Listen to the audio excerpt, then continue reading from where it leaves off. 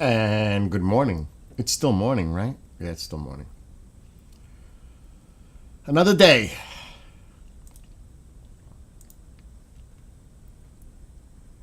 Every day is a great day.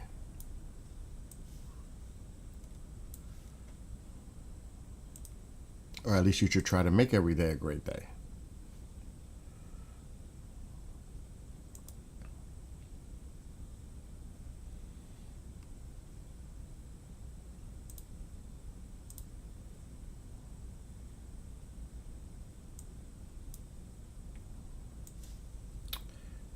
Okay, just getting all these pop outs. Then it's TikTok's turn.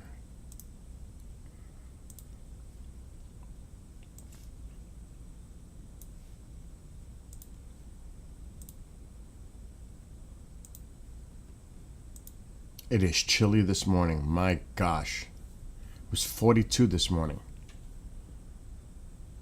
It's about 60 now, if I had to guess. So I was just outside. I was thinking of putting the Christmas lights, one string, on one tree that looks bare. But I said, heck no, I'll wait till the sun comes up. It's only going to be 65 today. It's not like it's going to be that warm. Warm enough. Okay, TikTok. I still have one big crate with lights in front. I have a total of 6 of those.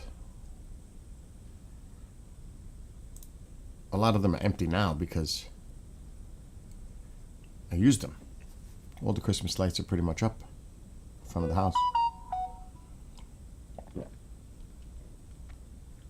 It is definitely beginning to look a lot like Christmas here. On my house.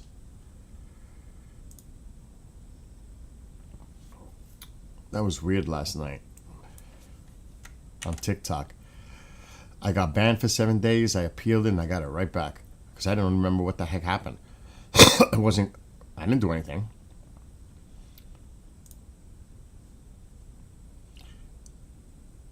And we are now live on TikTok. And actually, I don't know. That's the one thing about when you're playing with the light sets. Sometimes you don't know. I should enjoy my coffee first before I start on this adventure.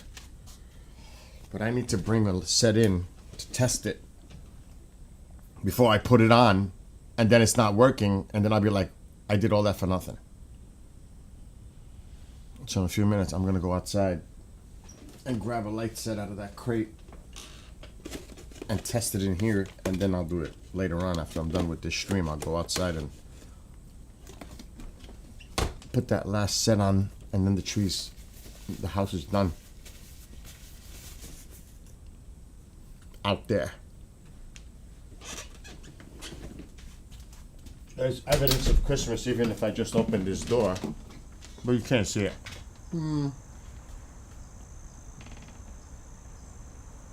Candy canes are hanging on the door. You can't see it. It's so bright outside. It's a beautiful day. Beautiful day out there. But yeah, it's definitely beginning to look a lot like Christmas on the house and around the house.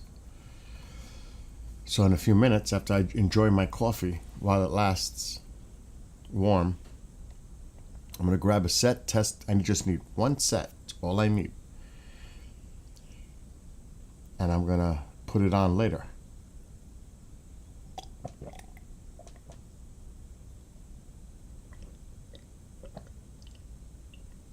Which I'm going to grab it right now. Now that I finished my coffee.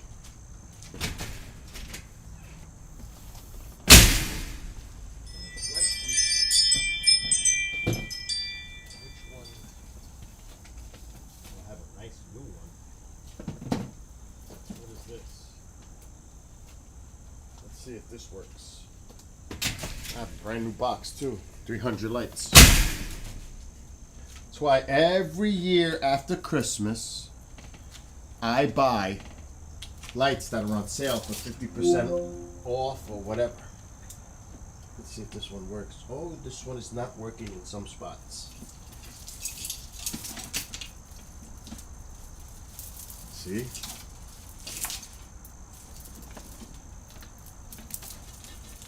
Okay, we can close the door now. Because now we're going to have to do surgery on this thing.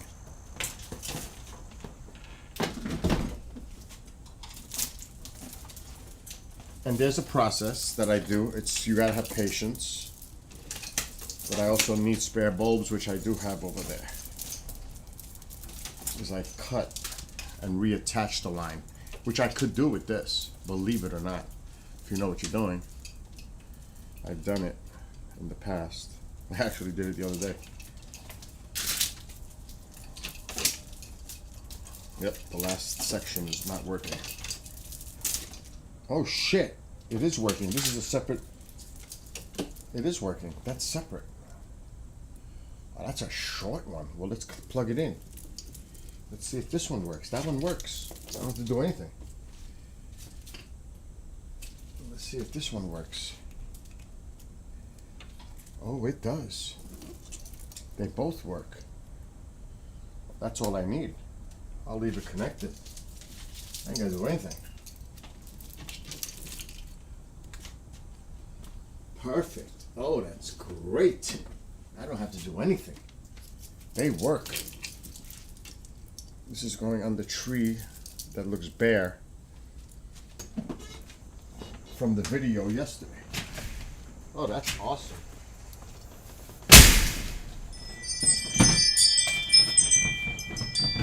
Right there, you're gonna stay. Perfect. I don't have to do anything. That's great. That just made my life easier. Because what I do is I take the bulbs that aren't lit, I take the bulb right before it that is lit, that I know that bulb is working, and then I start with the line. I take one out at a time, and voila, it goes on. That's usually the process. It takes time, but I will figure it out, and I will get it back working. It just takes time, practice, and patience. Lots of patience to do that. I'm not a person of patience. I'm a person that likes to get things done. Like now. Mr. DePerno, I am live. I just started. I'm looking at Christmas lights. What's going on? Hey, did you see the latest email from Travis and Jennifer? When was the latest email? When? What? Last night. Yeah, I worked with Jennifer to try to get Travis all connected through audio or something. Okay. Yeah. Who's taking the lead? Whoever wants to. Okay. I mean, you know what I mean? I actually, I would say you. Because she mentions you by name specifically in the emails. She must like me. Jennifer likes, well, if Jennifer Stein doesn't like you, you have a problem. Yes, I know. Because she is a sweetheart. If Jennifer Stein doesn't like you, something's definitely up. And I would not question Jennifer. I'm questioning the other person. That's for sure. Because she's awesome. My God. So, I can't.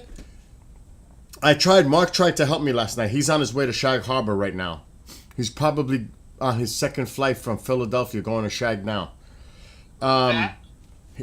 There's an event, a Shag Harbor event. It's every year. Martin is there. Mark is there. Travis is going to be there. But anyway, if I could get Teams to connect to him, to call him using Teams to his phone, I can do that. But I had a hard time last night. Hey, does your mixer have Bluetooth where you can put them in that way? What? Your My mixer is inputted in a lot of ways to do different things. Like, what are you saying? Well, usually the mixers have a Bluetooth thing. You put Not this one. This one's an older one. No. Okay. I have it directly hardwired into the computer. This is different. This is an older board, Chris. Oh shit! Because I was saying that. If I could have Bluetooth the phone call into the mixer board, yes. Yeah, and then there would be no problem. I was thinking about that, but I was even thinking of a way to input my phone into the audio as a source. But that would be a bad idea because of echo possibilities. So the best scenario here is he just comes in to StreamYard and he doesn't have to use video. Just has to be there with his voice. Okay. Yeah. I mean that works. I mean, because he had a procedure and he doesn't want to be on camera. Well, I don't blame him. I don't blame him either. I don't blame him either. Yeah, but he's going up to Shag Harbor, right? Yeah. Well, Again, I he's. understand. It's just sometimes things just don't make sense. You know what I mean? I mean, he doesn't have anybody to help him. Like if I was there with him, I would make sure he's all set up. He looks good. Yeah. So you need that tender love and care. So I know Jennifer Stein takes care of him. Oh shit! Now that How? I'm talking about this is something that's ever. Oh my gosh! What? I don't know which one I want to use tonight. Is it good that I called you? No. She sent me a bunch of video promos. Let me look at them. I'm going to insert one of these. Let me look at one. Hold on. It's not going to go through the mixer board. That one's too long. Not for an ad break. That one's too long. Hold on. I'm going to take... Let me try this one.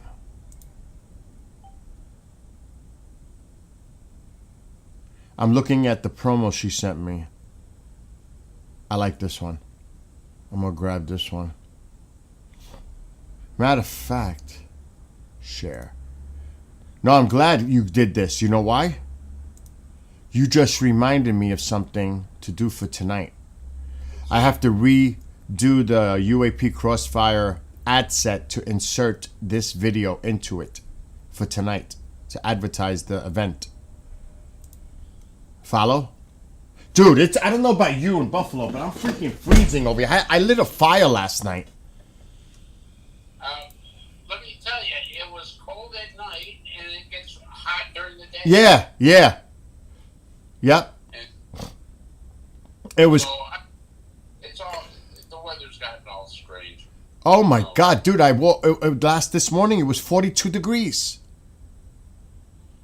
Wow. And it's going to be 41 tomorrow morning. Oh shit, I got it. No, I am so glad you just reminded me to do this because I don't like waiting. You know me. I do not like to wait for the last minute on anything I do. And I'm like, shit. I'm glad you said that because it made me think of doing the ad set for tonight. So, anything else going on? Non-political. That would take a lot of shit out of the equation, right? That would be like... I haven't been watching it. I can't watch TV. I can't do it. Like, dude, Chris, I am not joking. This is not a joke. I did 98% of my Christmas lights outside of the house already. What about Thanksgiving? That's what it's for. It's for Thanksgiving. Because I had people come over and they may not come back for Christmas and they get to see the Christmas stuff. Does that make sense? Yeah, it does make sense. It's just funny. Now, if you would have said, it's not even Halloween, that would have been, yes. That would have been more. Oh, I don't want this one. Oh my God. Now I don't know which one. Where What the heck did I do? Oh my God. I have so much stuff on the computer, KGRA related, that sometimes I forget what the hell is where. You know, and I'm organized, but it's still a shit show with all the shit that I do every day and archiving it because I save everything to the computer. Everything, all shows, everything is on. Don't you have an external hard drive? I have 4 hard drives. Holy crap. Yeah, because the reason is I back up all the stuff on other hard drives, so if one dies, I have everything for recovery. You know what I mean? You're smarter than anybody else. I mean, I have a thumb drive that's a terabyte, and I have a hard drive. So I back up a hard drive and also the terabyte. Dude, I've got 4 UAP Crossfire. This one is definitely not.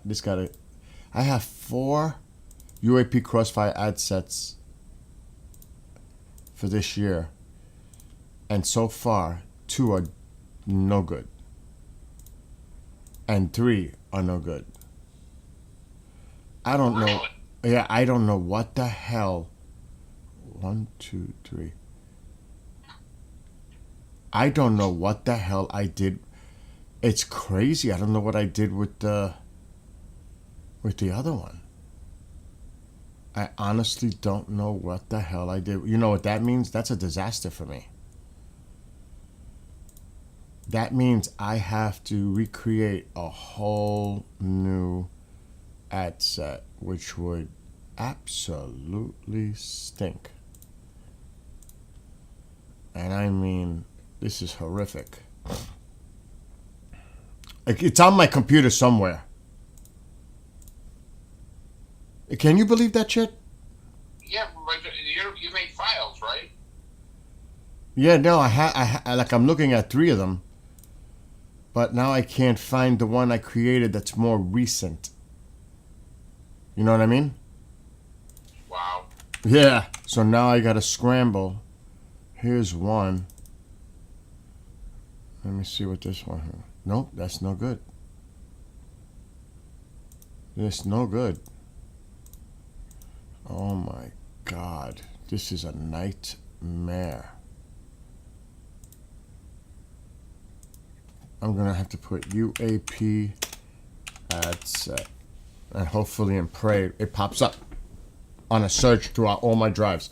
Anyway, listen, you know I gotta do a live show right before UAP, so try to get in there a little early.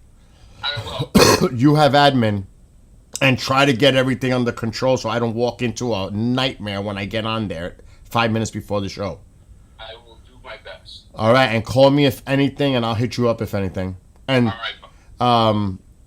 I'll send you. I'm gonna do like a regular video clip tonight, and post it of Christmas lights.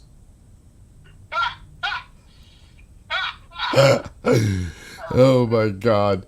All right, go ahead. You know me. You know how I am.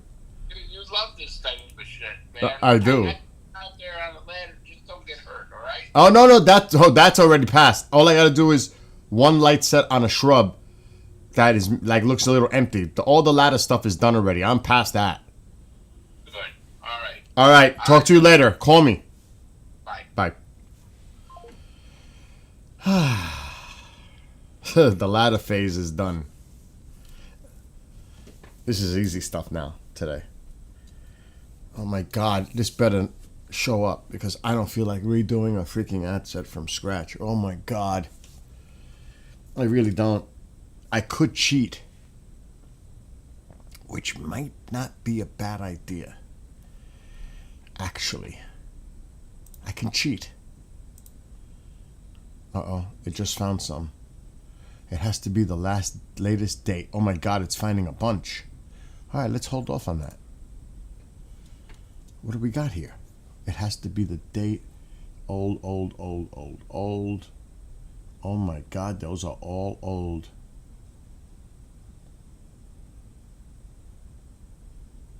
Actually, I have to go in and see what it's called. That's the best way to do it. Exact title. It's finding more. Okay, let's go into the studio. 2025. 4-2. I see a 4-2. I did it later than that. Alright, what's down here? It's UAP ad set 2025. Maybe there's two of them.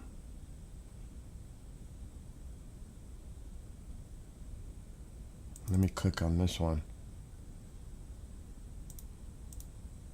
That is not it.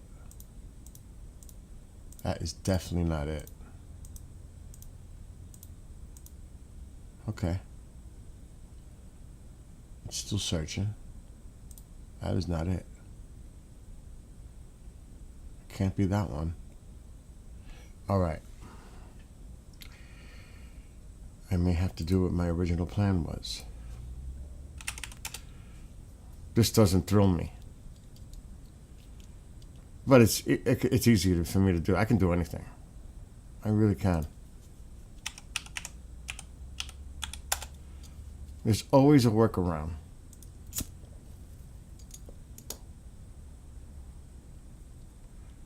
Okay, that's for tonight.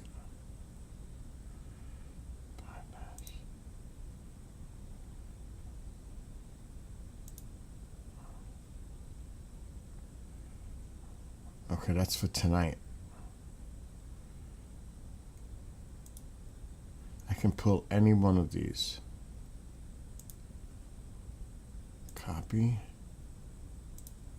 And we're going to download the baby right now. This is a better idea than doing it this way. So let's get rid of that. Let's download it. Yeah, we're going to have to download it at the highest quality.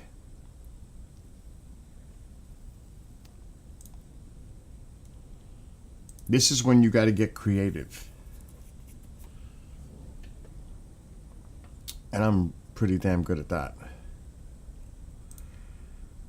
Okay, let me get rid of this ad set.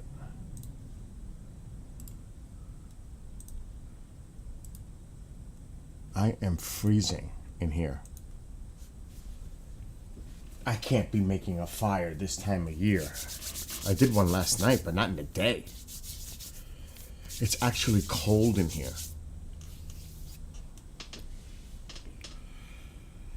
And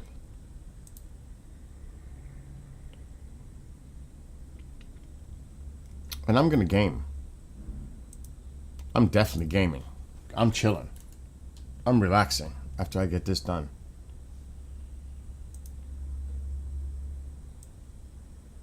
Well, we don't want that to be seen. That's work. That's no good. That's better. What the heck is this? Oh yeah, of course. Of course the prices are going up. That's what they do. Of course. It's unbelievable.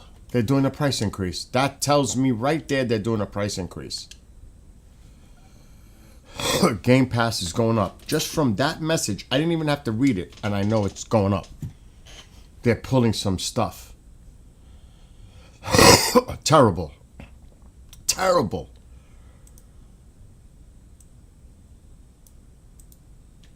Oh my gosh.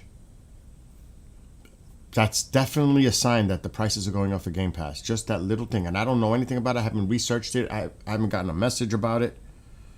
But that tells me prices are going up for Game Pass. I should search it.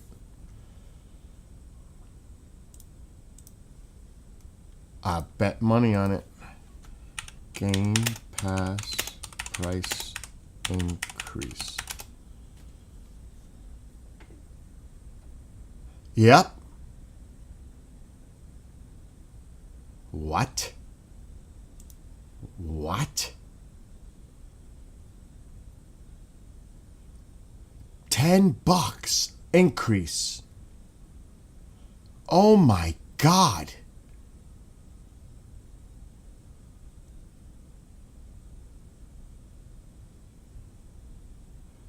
Microsoft is raising the Xbox Game Pass Ultimate subscription by 50% to $29.99 per month, effective immediately, the company announced on yesterday.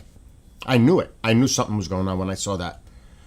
The $10 spike comes with a slew of changes for all its Game Pass plans, though its essential and premium plans will remain the same price at $9.99 and $14.99. The Game Pass core tier will no longer exist and instead be rolled into the essential tier, while standard subscribers will move to the premium tier. Holy shit. Wow, they raised the prices. That's grimy. That is so grimy. By 10, not 5, 10. They better offer a lot of features by raising it that amount of money. I can't believe they're raising it by 50%. That's horrible. That is horrible. It is what it is, I guess. People either accept it, pay it, or say, the heck with this.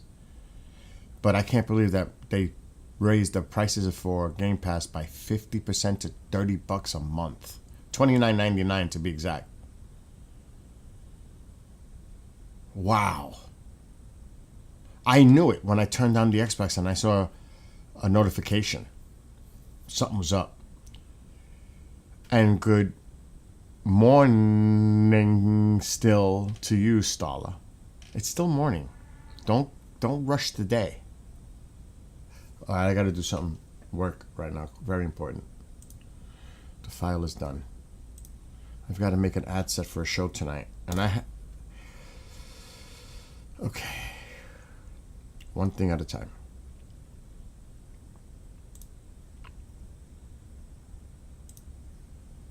So she's gonna make the announcement tomorrow, and he's gonna take off after tomorrow till Thanksgiving time. She needs a break. She's got a lot of things going on in her personal life, and she's got a couple of events coming up. But I was the one, it was me, that suggested that she take off till Thanksgiving. She's going through a lot, dealing with her cancer treatment, all that. The shows can wait.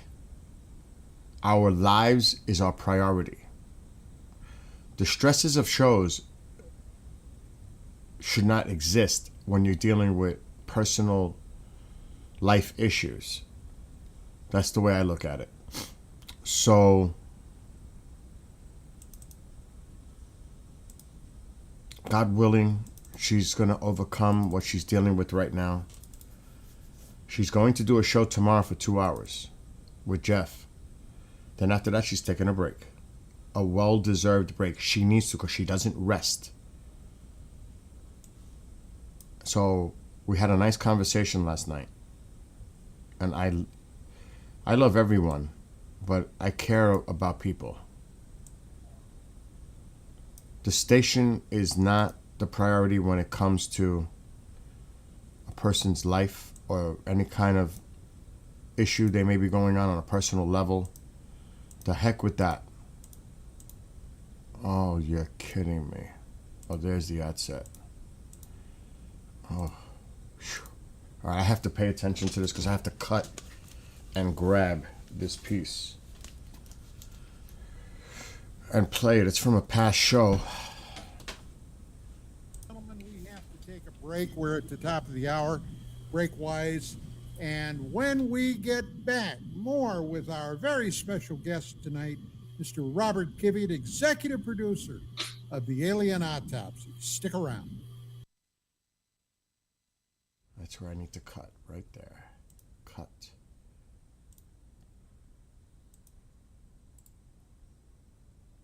Now we gotta cut the other side. But before I do that,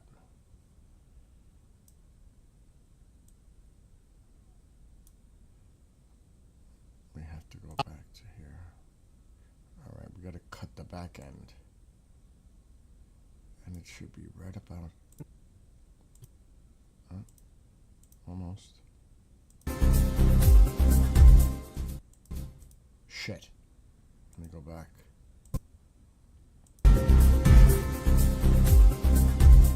Right there. Cut.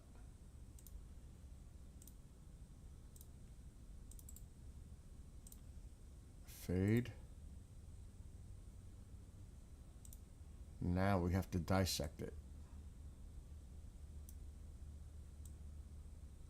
This is where dissection comes in. Shit. This is going to be very fine.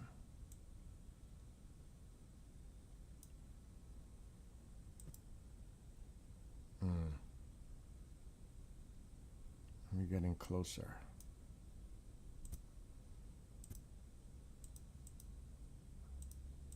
Right there. Cut. Now let's move some space.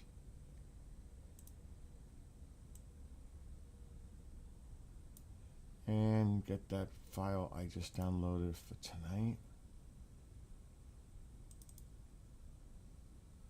Where did it go? In here.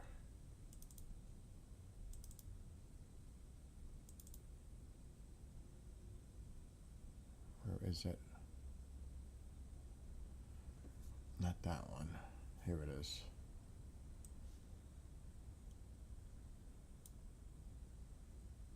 Now let's put it all together and let's play it.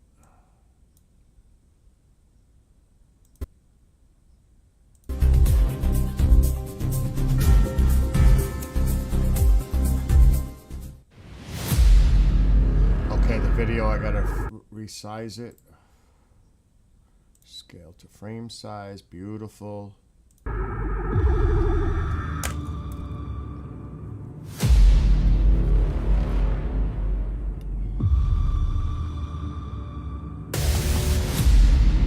Nice.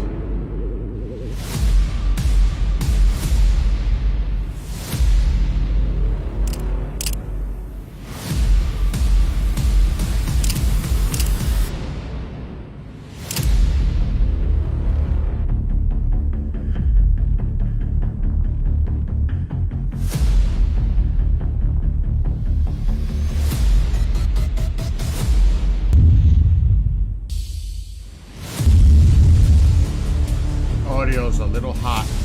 Gonna have to lower it. Let's work on that audio.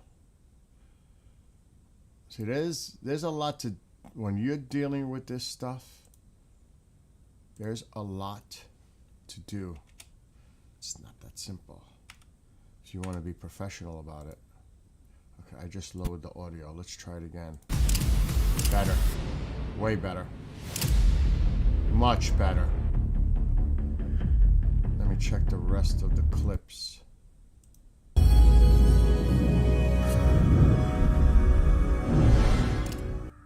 Hold on to your seats, Cosmic Explorers. KGRA Digital. That one's a little hot. Let me do that one.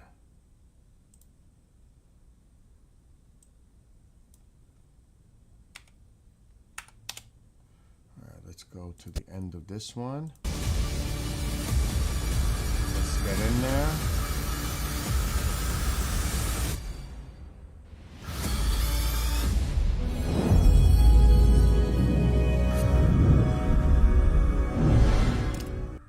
Hold on to your seats, Cosmic Explorers. All right, I'm gonna fade that.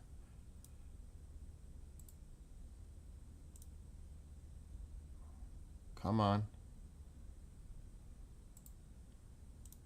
Okay, now let's put it back together.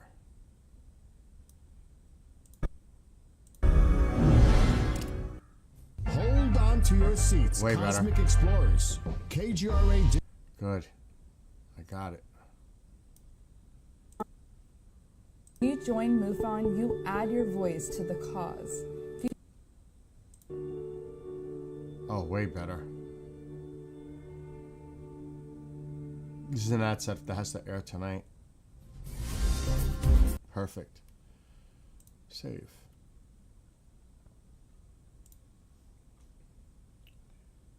let's go over here. This is a time sensitive one. This will run for 2 more weeks. Then I'll change the ad set again. This is for video, which is heard on the audio side when it airs. So people are they're not gonna hear any information. That's the one thing when people do promos, they need to put a voiceover, a read, because it doesn't translate on the audio side. They just hear music. It's important to have that. Just my opinion. And I would say expert opinion, because I am more than qualified to say that after over a decade of doing this.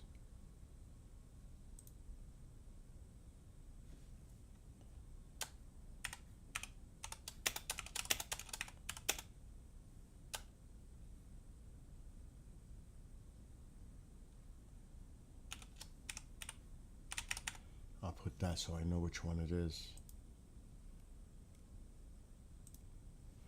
Okay, it's making it now. It'll take about 2 minutes, not even a minute. Then I'm gonna play it and then load it for tonight. This is work, I have to do this now. It's already noon.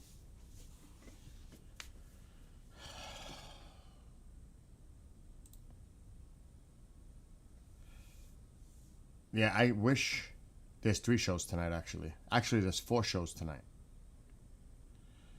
The Green Veil at 5:30, Galactic Wisdom at 6, Mystical Awakenings at 7, UAP Crossfire at 8. So yes, tonight is a busy night. That's why I have to get my stuff done now. Okay, it's ready. Now I'm going to play it. Don't save. So what I just did, and I can run it. I don't think TikTok, I don't know. I almost got taken off last night. Then I got it back on an appeal. I don't want to risk it. It's a little cray-cray. I was like, what the heck just happened?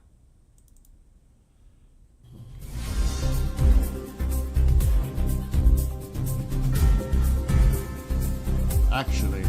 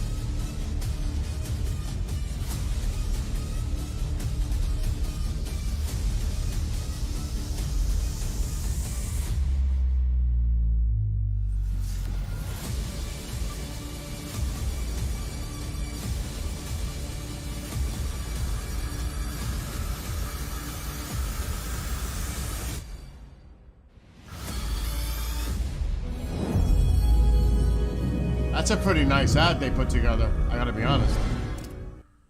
Hold on to your seats, Cosmic Explorers. All right, you saw that? KGRA I did. Digital Broadcasting, the unrivaled #1 source for raw, uncensored paranormal and UFO talk radio. See?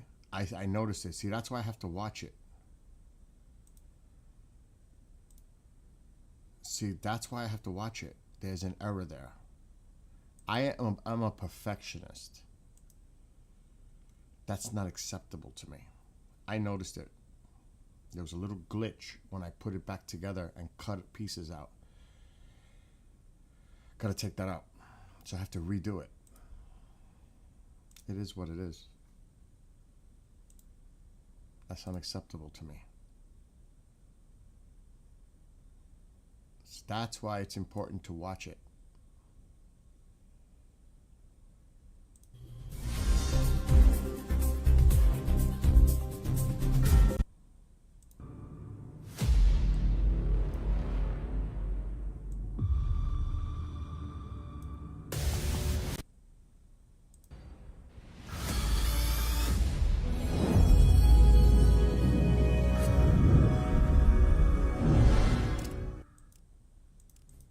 Right there.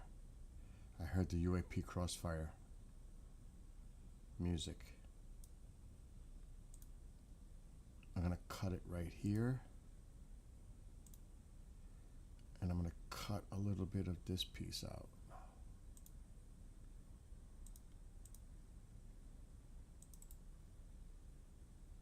And refade. And now let's put it back together and see if it messes up. Hold on. It fixed it. And I'm actually gonna take another ad out.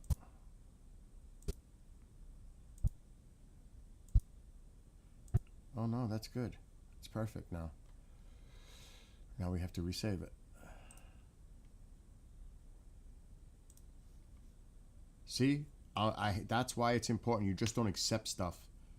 You have to check it 2 or 3 times and you make sure it's right. Okay, we're gonna just do it like that. Shit, I did it. I gotta stop it. Oh my god.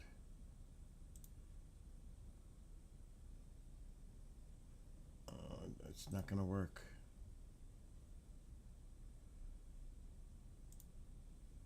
Okay, I've got to remove it.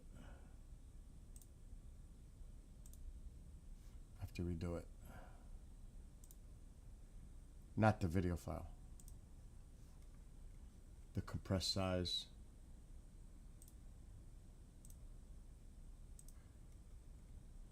Now it's working. It's technical stuff to make things work right. It's all technical.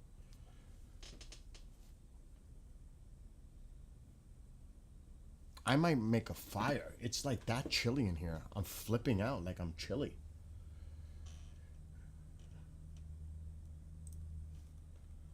Okay, this should be done now for sure.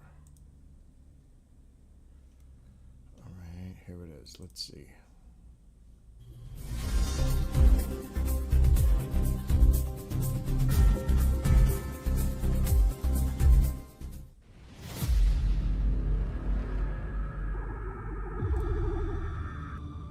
Skip.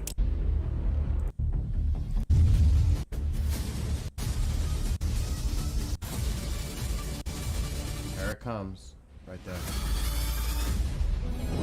Let's see.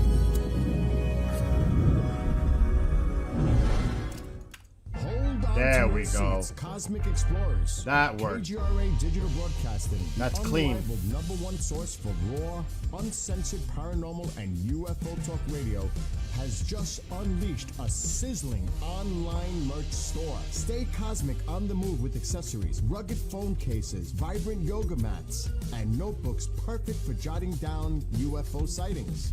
Ignite your obsession with the unexplained through bold, exclusive gear that demands attention. Kicking off with the Supernova, the store launches 2 heart-pounding collections. Actually, there's 3 now. Digital Broadcasting Into the fire. and Bishop James Long. Every item you grab helps power the network and its groundbreaking shows. Stand with the truth seekers. Act fast, score your stellar swag, and join the uprising today. All right, this is ready. Let me put that in. Actually, the Bishop's candles are ready. They're on the website. The candles are now published on the website. And they come in all different types of scents, too. That's more for the Bible study, night prayer aspect.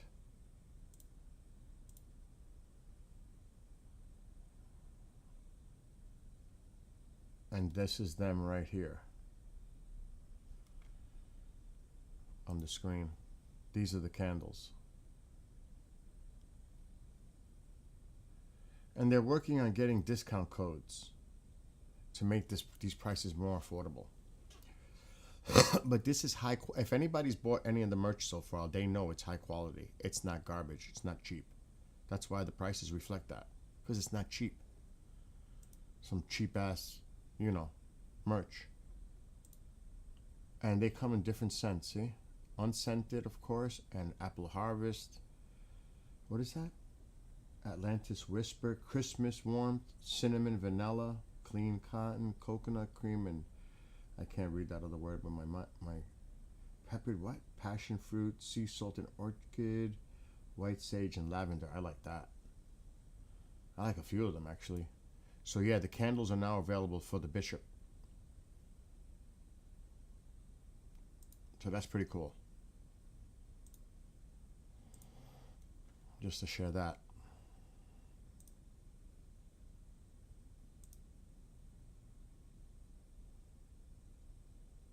That I would have to find out more information on, Stala. I don't know. I can't answer that. That's not my area. That's another area of the station that does that. I don't know. I would have to ask them. I'm not gonna lie. I'm actually gonna call. Oh no, I can't. It's too early. They're out west.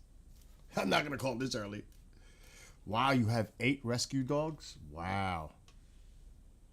Oh my God, I almost forgot. I gotta put that file in the show thing for tonight.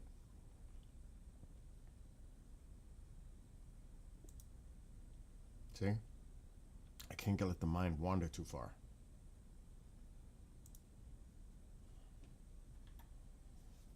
Because there's so much to keep up on. Okay. We're going to leave that UAP Crossfire one. And we're going to add this bad boy. Right there. Please fit. StreamYard is a little dicey with this.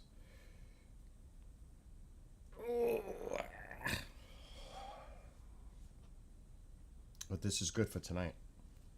This is definitely for the show. But see how quick I did it? It wasn't that quick, but it was quick enough that that ad set is now redone for tonight, for the show. It's actually loading right now.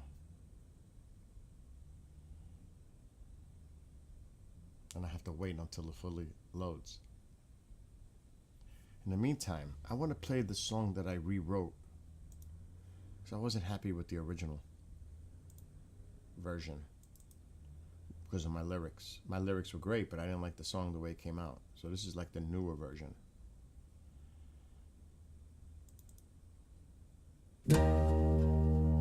It's different. It's definitely different style.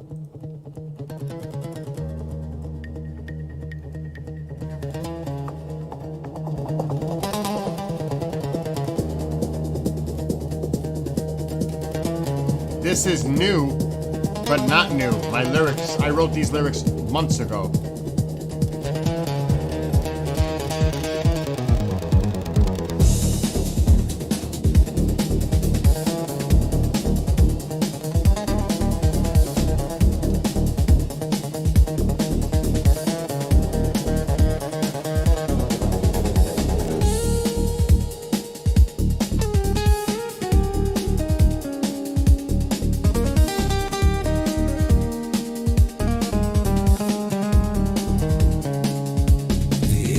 Of youth, dreams fill their minds, visions of fantasies, seeking treasures to find,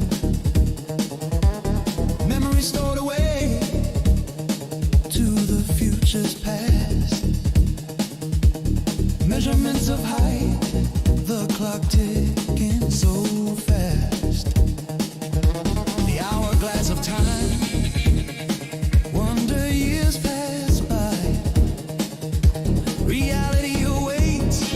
Chosen path meets the eye.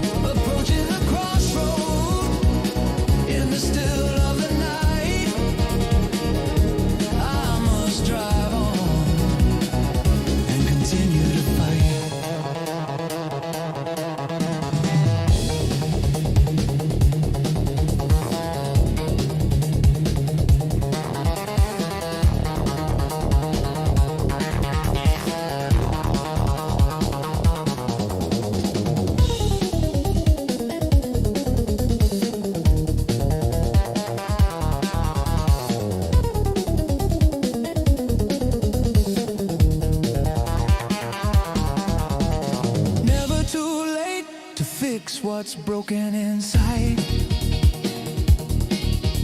Anxiety's pushed away, there's no need to hide. Self-esteem and confidence, the power of the mind. Filled with flowing energy, negative thoughts left behind. Speeding down the highway, no lights or signs in front of you. No one in the rearview mirror, brilliant sky, sky so blue. Your destiny lies ahead. There is no limit. The crossroad now a memory, my life now infinite. Approaching the crossroad, the train crosses the track. Storm clouds grow, should I turn and go back? Approaching the crossroad, in the still of the night. I must drive on and continue to fight.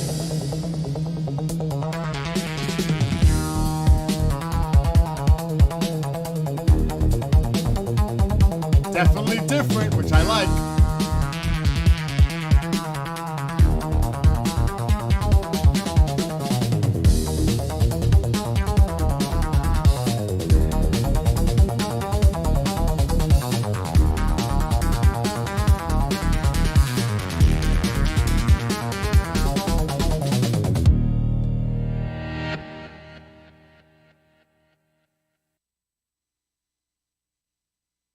So that's my latest recreation of a song that I wrote. That was one of the first songs I wrote lyrically. But I didn't like the original, the way it came out, so I had to put new music to it. Because the lyrics are pretty good, but the song was eh. So I said, you know what? I got to redo it. I was like, that is totally, that's more of a progressive, like techno vibe. It's a weird combination, but it works. If you ever seen the Techno Viking video from like decades ago, because it seems like it's decades ago, it has that techno vibe that if you've ever seen it, you know exactly what I'm talking about. It has that techno vibe, but then it has a progressive rock vibe too. And that's what I wanted to do, experiment with different genres. That's what I do. I love to experiment with the music. That's why all my songs that I write, some sound similar, but I try not to stick to one specific genre because I want to be creative and do all kinds of music with my lyrics. And that's a result. I was putting wood in the fire. I am this close to putting a fire on. My nose is running. I'm freaking cold in here. So I got to go to my wood pile and just grab one piece of wood. That's it, because there's two in there. I am going to make a fire. I need to make a fire. As crazy as, or maybe not. Maybe I'll just, okay, but I'll be blinded. Maybe not. Maybe I'll just leave the door open with the sun. But it's so bright, I'm going to have to move the camera away from the light. I could be like, what is it? Stay out of the light, Caroline. Don't go into the light. Caroline, come back. Come back, Caroline. Oh my God, I'm losing my mind. I gotta turn the camera this way, away from the sun. Light. That's a different view. It's not so bad. I could close it a little. That sun is there, so it's bringing the warmth in. It's not much, but I can feel it. Maybe I can close it partially. Yeah, but then that's gonna cut my heat. Oh, we're just gonna have to deal with the lighting. You know, I could play. I never really messed with it. Oh, here we go. I'm gonna go experiment on some cray stuff now. I'll put Gato. Oh no, that's not gonna work. Camera.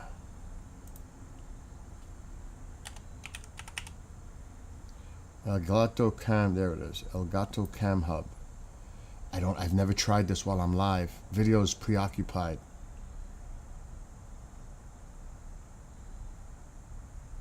Uh-oh.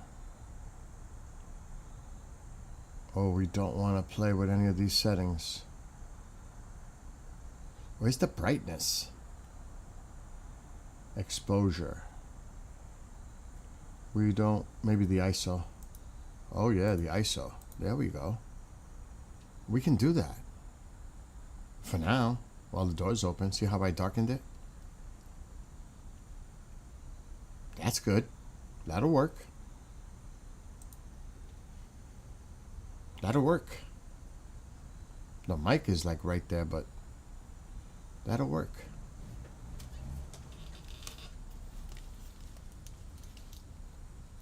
I lowered the ISO. Alright, anyway. So yeah, that song is new.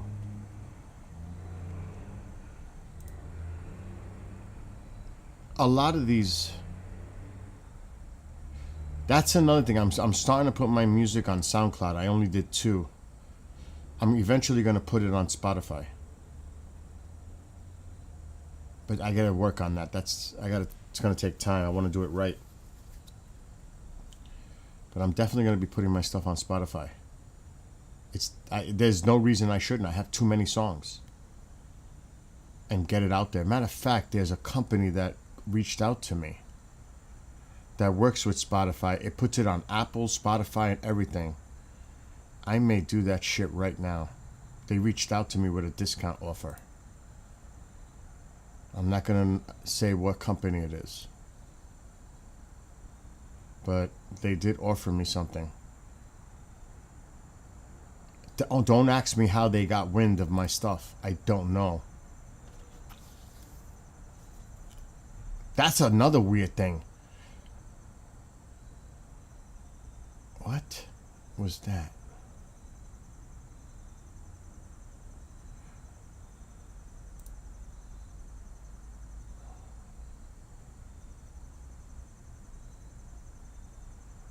I don't know what the hell that is.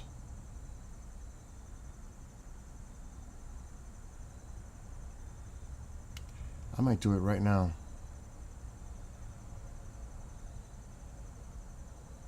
I know they sent me an email.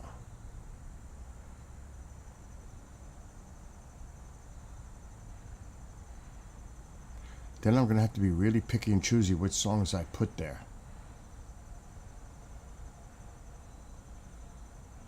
Oh my God.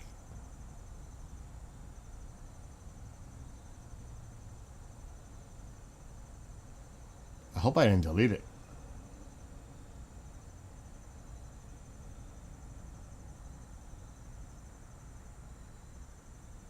Oh my God, tell me I didn't delete it.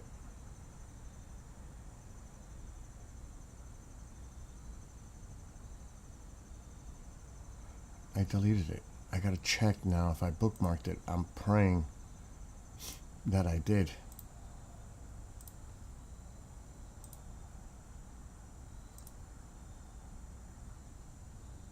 I did. But I can't do it that way because they're not giving me the discount. Time out. Now I know what it is. I want to see if I find the email. Inbox.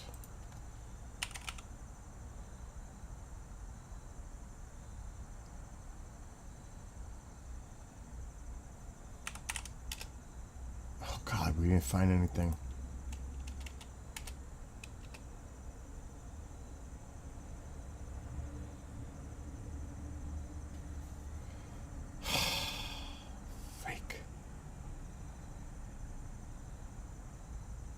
This is not good news.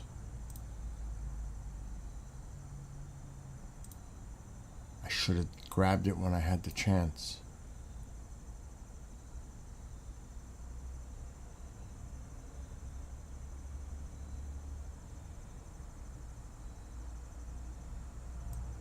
It would be in my junk mail. I mean, trash.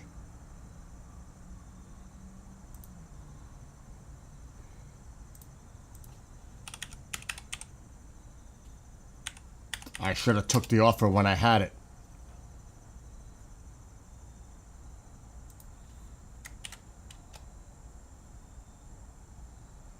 It's not finding anything. Oh, I may be looking at the wrong email. That's what it is. I gotta go to Outlook. That could be it. That is it. Let's make a deal. That's what they wrote to me. Let's make a deal. Click here to save 35%. Pick me.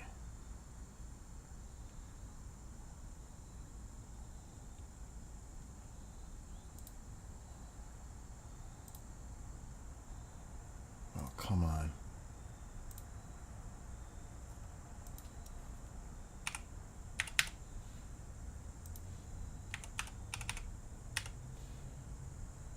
All right, crossing fingers.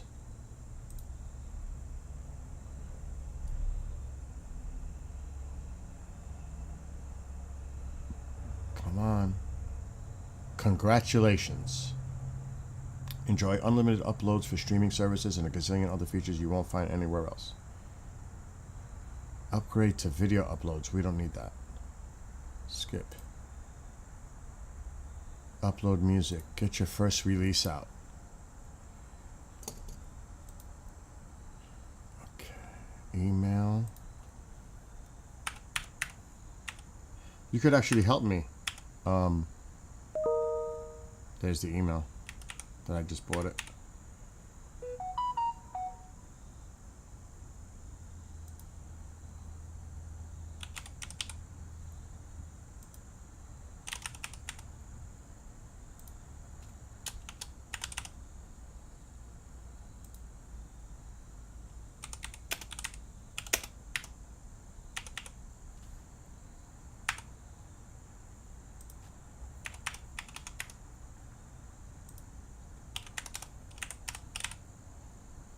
I gotta fill in further information.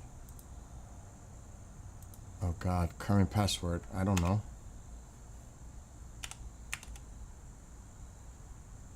Really?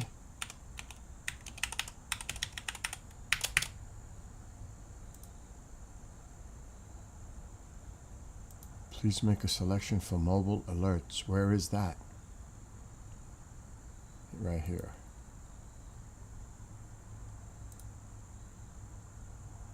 Please select. Oh, Jesus, come on.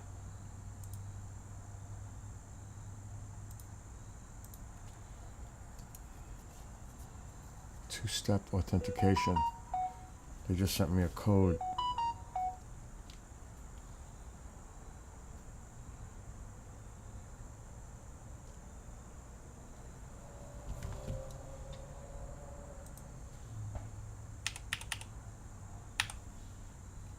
Your account has been updated. Continue to upload music.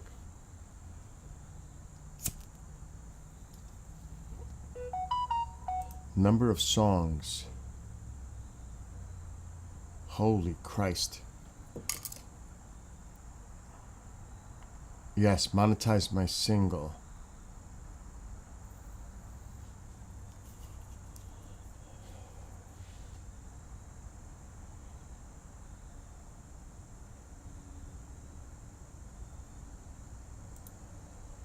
Oh shit.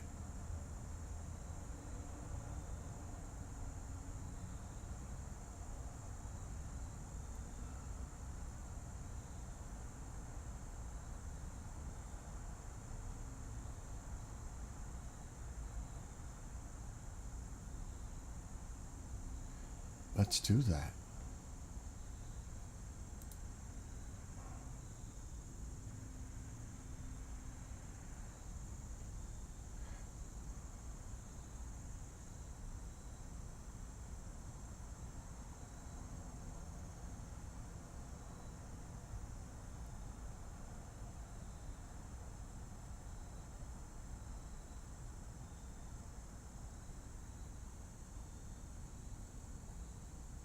It's telling me I gotta make sure I'm reading this fine print stuff.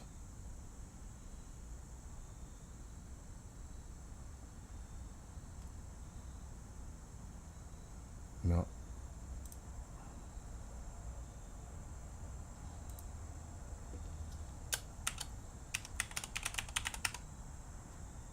Artist band name.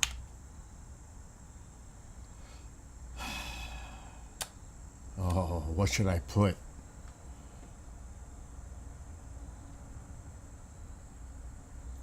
It's Skywatcher.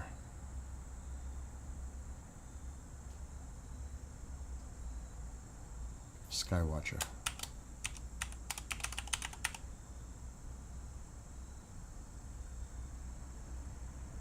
They're already using it on Spotify.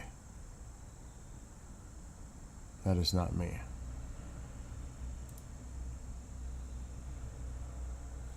I'll just put Bill. What about that?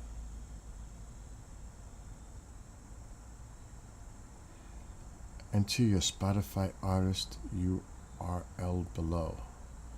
Oh my gosh, now I gotta go to Spotify.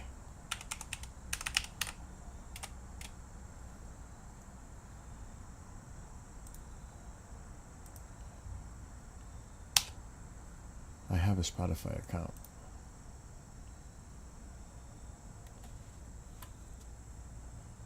I think I did that yesterday. Yep, there it is.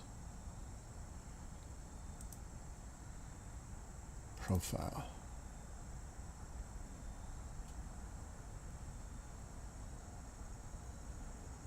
Wait a minute, that's not the one. Oh my God.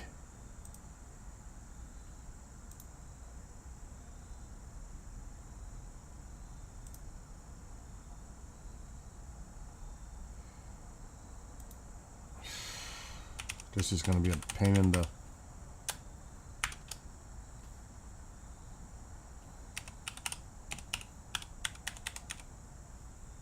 I don't know.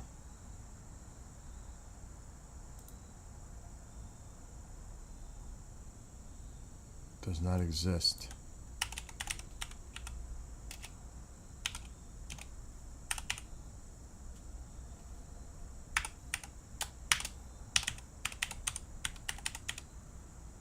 This is a pain. Log in. I just got an email.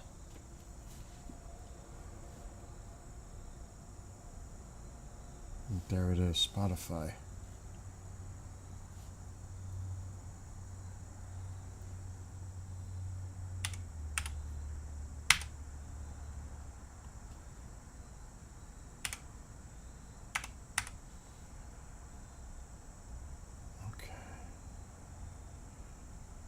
What is this? Profile.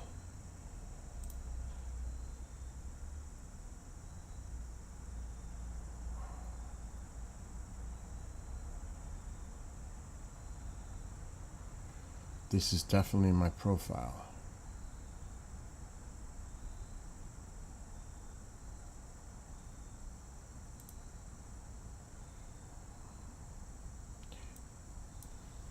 I'm changing the name and changing my picture.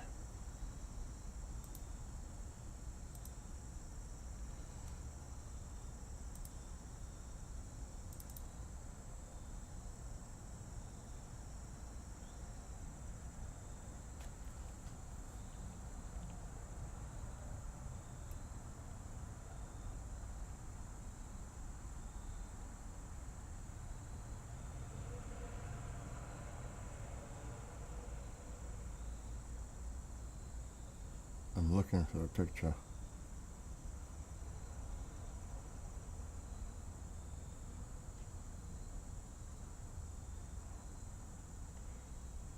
Let's try this one.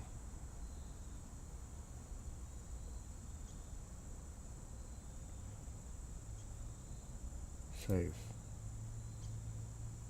Nice.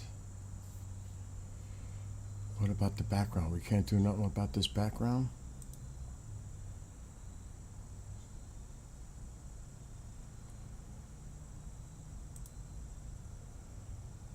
profile. All right, time out. How do I find this?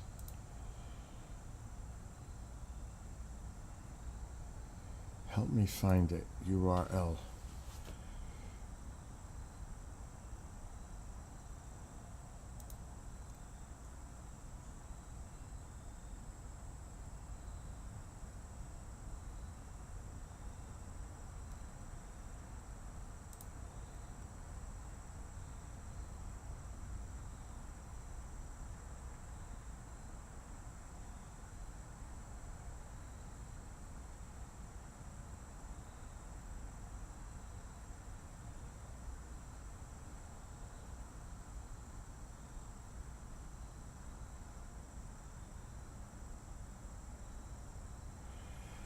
We're gonna have to upload something.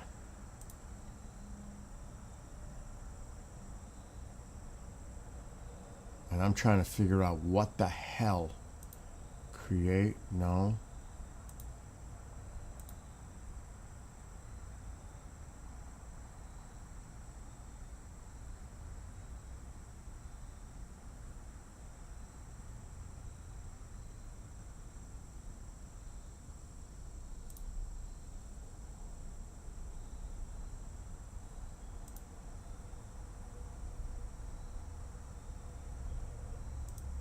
Explore Premium.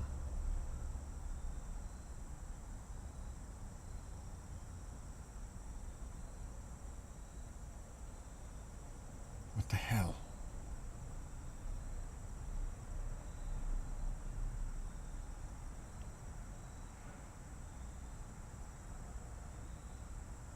I don't want to do that.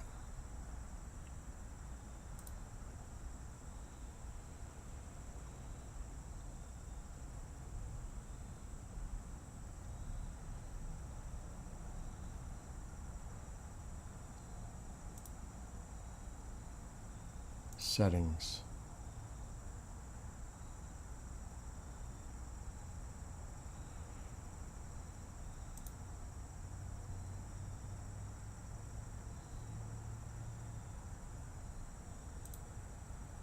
How do I find my URL? Account.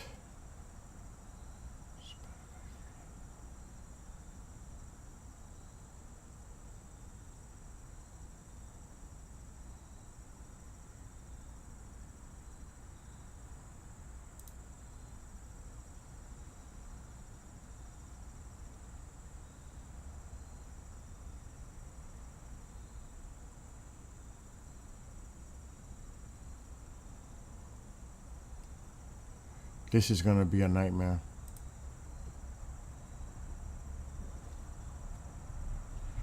There's sound. There is sound. Alright, I'm trying to figure this out.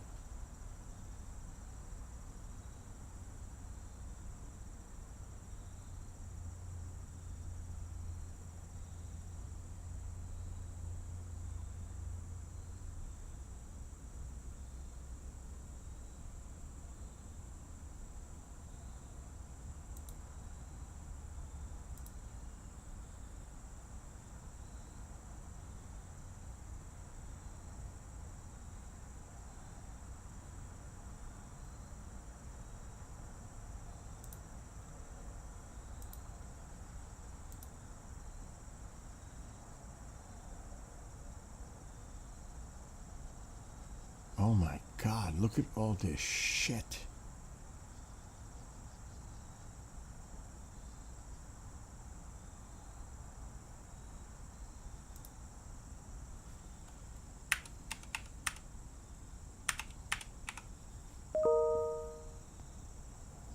I don't even know what that is.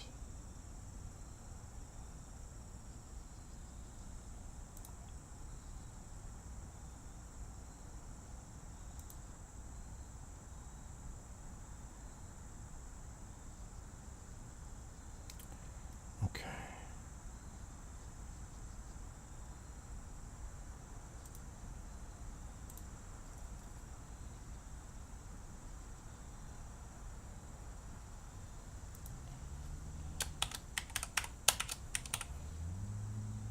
Primary genre.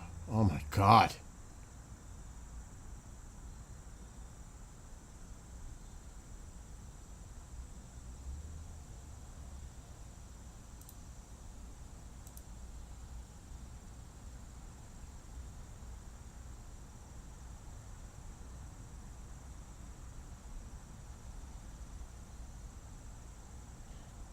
Oh my gosh.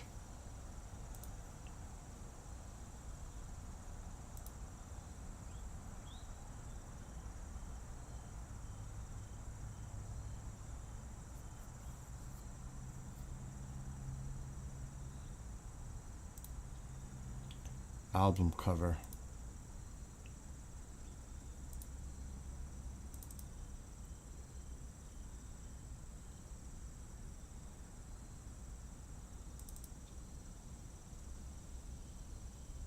I don't like that one.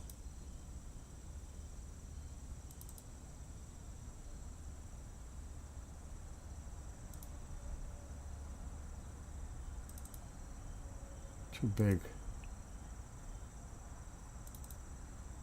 I'll just do that. Track 1.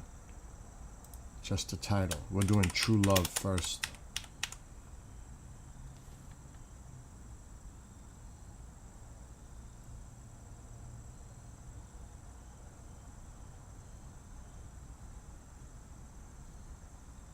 True Love. Upload your audio file.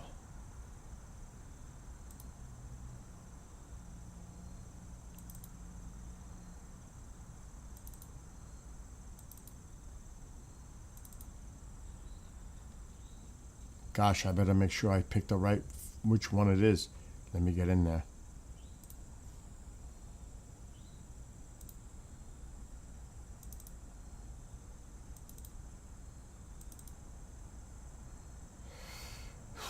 There's a lot of work just to do this, setting this all up.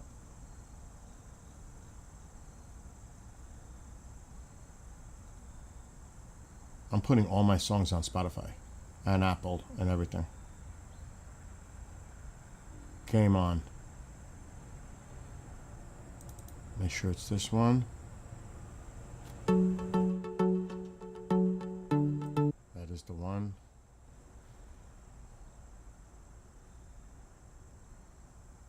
True Love, this one.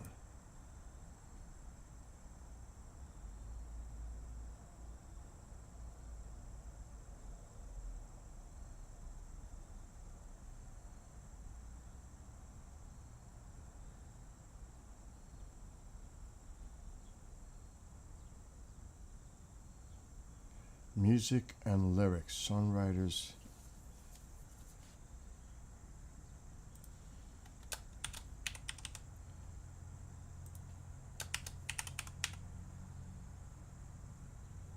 There are definitely no explicit lyrics in my shit.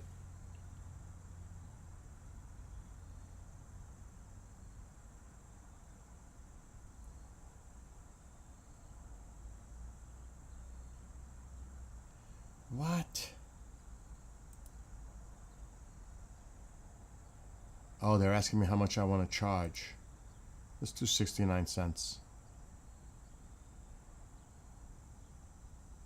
Add credits for each song.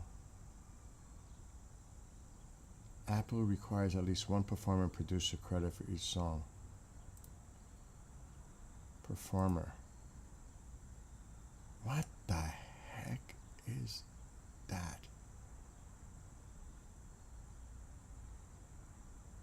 I'm putting drums. Producer. Me.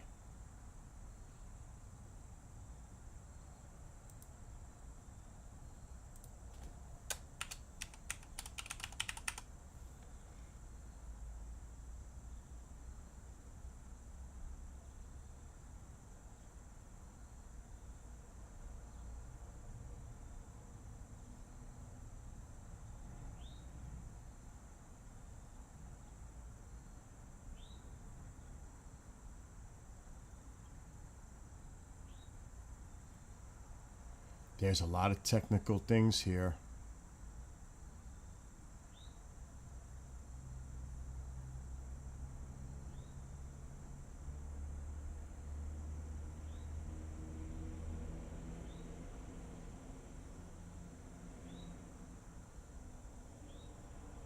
Okay.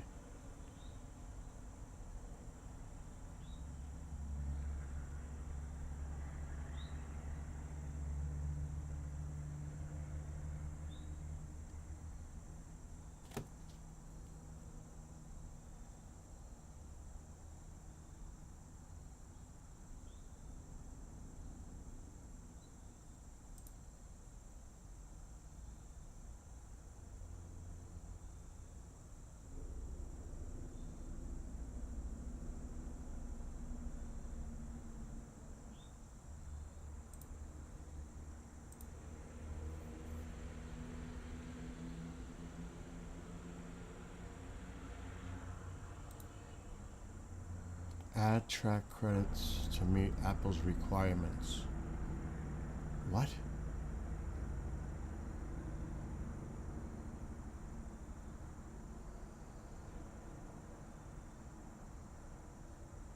Oh shit, it's up here.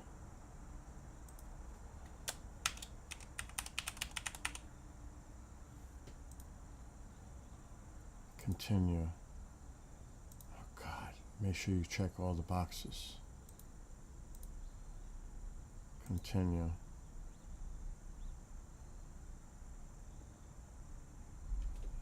This is all new to me, so I still have to tie a Spotify account, I think.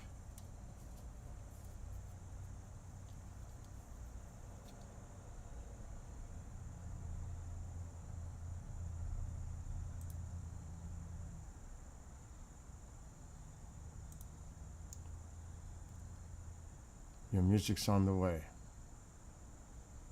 And uploading it to streaming platforms.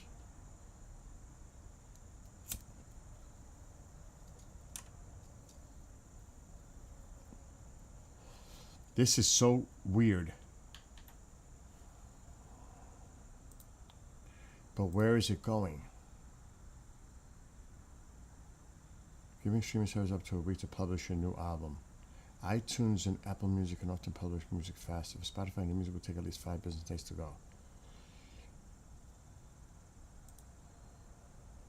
Account.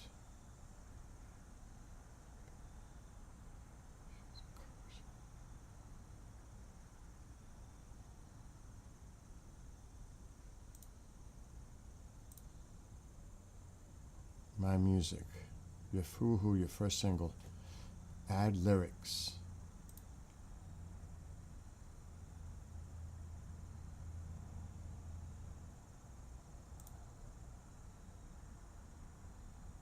Got it. Please submit plain lyrics first. Put lyrics here. Holy shit, this is a process.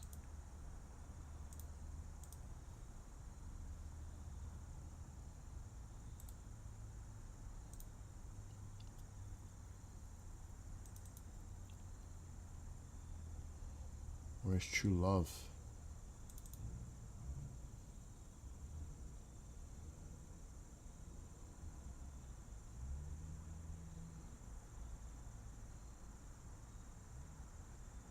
It's gonna be in here.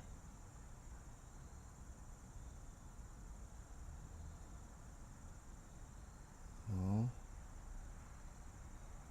Come on, where's true love?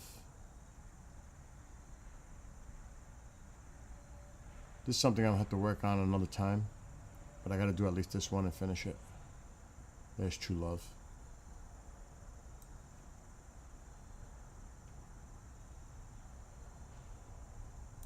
Copy.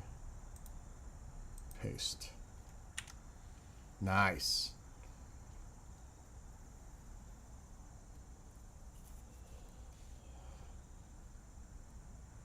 Basic is free. Save lyrics. Each line must begin with a capital letter. Oh, Jesus. Are you serious? Now I gotta go in here and change every line to a cap. That's not how I write my lyrics.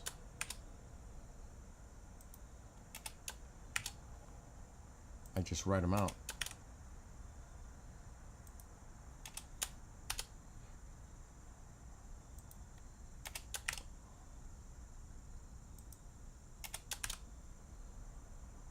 Well, while I do this, oh my God. What's going on? Hey, hold on. I got an emergent call. My brother wants to ask you a question. All right, should I mute? No, no. Okay. JR, you there? I'm. Yeah. Hey, this is my executive producer, Bill. Hey, Bill, you know when you do your bike rides with your GoPro camera, Uh-huh. What kind of microphone do you use for that? I don't. It's built into the GoPro. Is your microphone built into the GoPro, JR? Yeah, I have one that's built into it, but like I'm saying that, when you have the waterproof case on it, it muffles the sound. Yes. Yeah. So you have to get a Bluetooth microphone that you can connect to that GoPro. Right. That's what we were talking about. I was going to get a. Well, they make some that you don't need Bluetooth though, but I guess it'll still. I mean, it's got to be.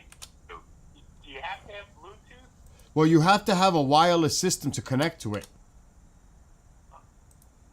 You don't want to be wired if it's inside the protective case. Right. No, see, the reason why, because when I'm offshore fishing, I leave it in the case because, you get the salt water Yep. that comes over the rail. And, while it's tough to narrate, when people are playing the fish and everything when it's in a waterproof case. Yes. So you need to definitely get a wireless. I would look it up, like Google it. Best wireless mic for GoPro. Okay. You know what I mean? This way you can make a determination of what you search. You know what I'm saying? Yep. That would be, and I grew up on a boat on the Long Island Sound and sometimes off of Freeport and stuff. Where are you? I'm going to be off the Jersey where I go out of Belmar or Point Pleasant. Okay. I'm going to be doing Stripers. Onto. tuna fish strips. Oh, I was gonna say because the stripers are running now. Yeah, they're starting to come down. They're starting to migrate. Yep. Wow, that's awesome. When do you put these videos up? Well, I'm just getting into it. My brother just got me, getting into it. I told him I had an idea, and a friend of mine does it a lot on the West Coast, and nobody does it here on the East Coast. I have another suggestion for you. Yeah. You can do the video, and believe me, Chris has the editing software. You can record the video, and then at a later time, unless you exactly. But Yeah, I've seen people do that before. They just do the recording, and then afterwards they just narrate or commentate. Correct. The video as they're watching it. Yes, it's more professional that way because you got better sound that way. Right. It's just that the only thing that you're losing is the interaction with other Correct. anglers. The real time vibe that's going on. Absolutely. Yeah, and that's a big part of it. People get excited, when you jump. Yep. So, and- Let me ask you this question. yeah. Since how long you been fishing out there? Oh, for years. Any encounters? I traveled all over the nation fishing. All right. Any encounters with sharks out there? With what? Sharks? No. That's the only thing that I really haven't gotten into. When I was down in Florida, it was mainly, snook, redfish, down there. I caught a lot of sharks, but I never videotaped them. And then up here, mainly in the fall time, all the way through December, I'll concentrate on the stripers. But now I'll do the tuna and machi, going Yep. offshore. Because I used to go all the time to the Montauk Blitz. when Yeah. you know about that, right? Oh yeah. And that's all about when they're coming around the tip to start migrating south.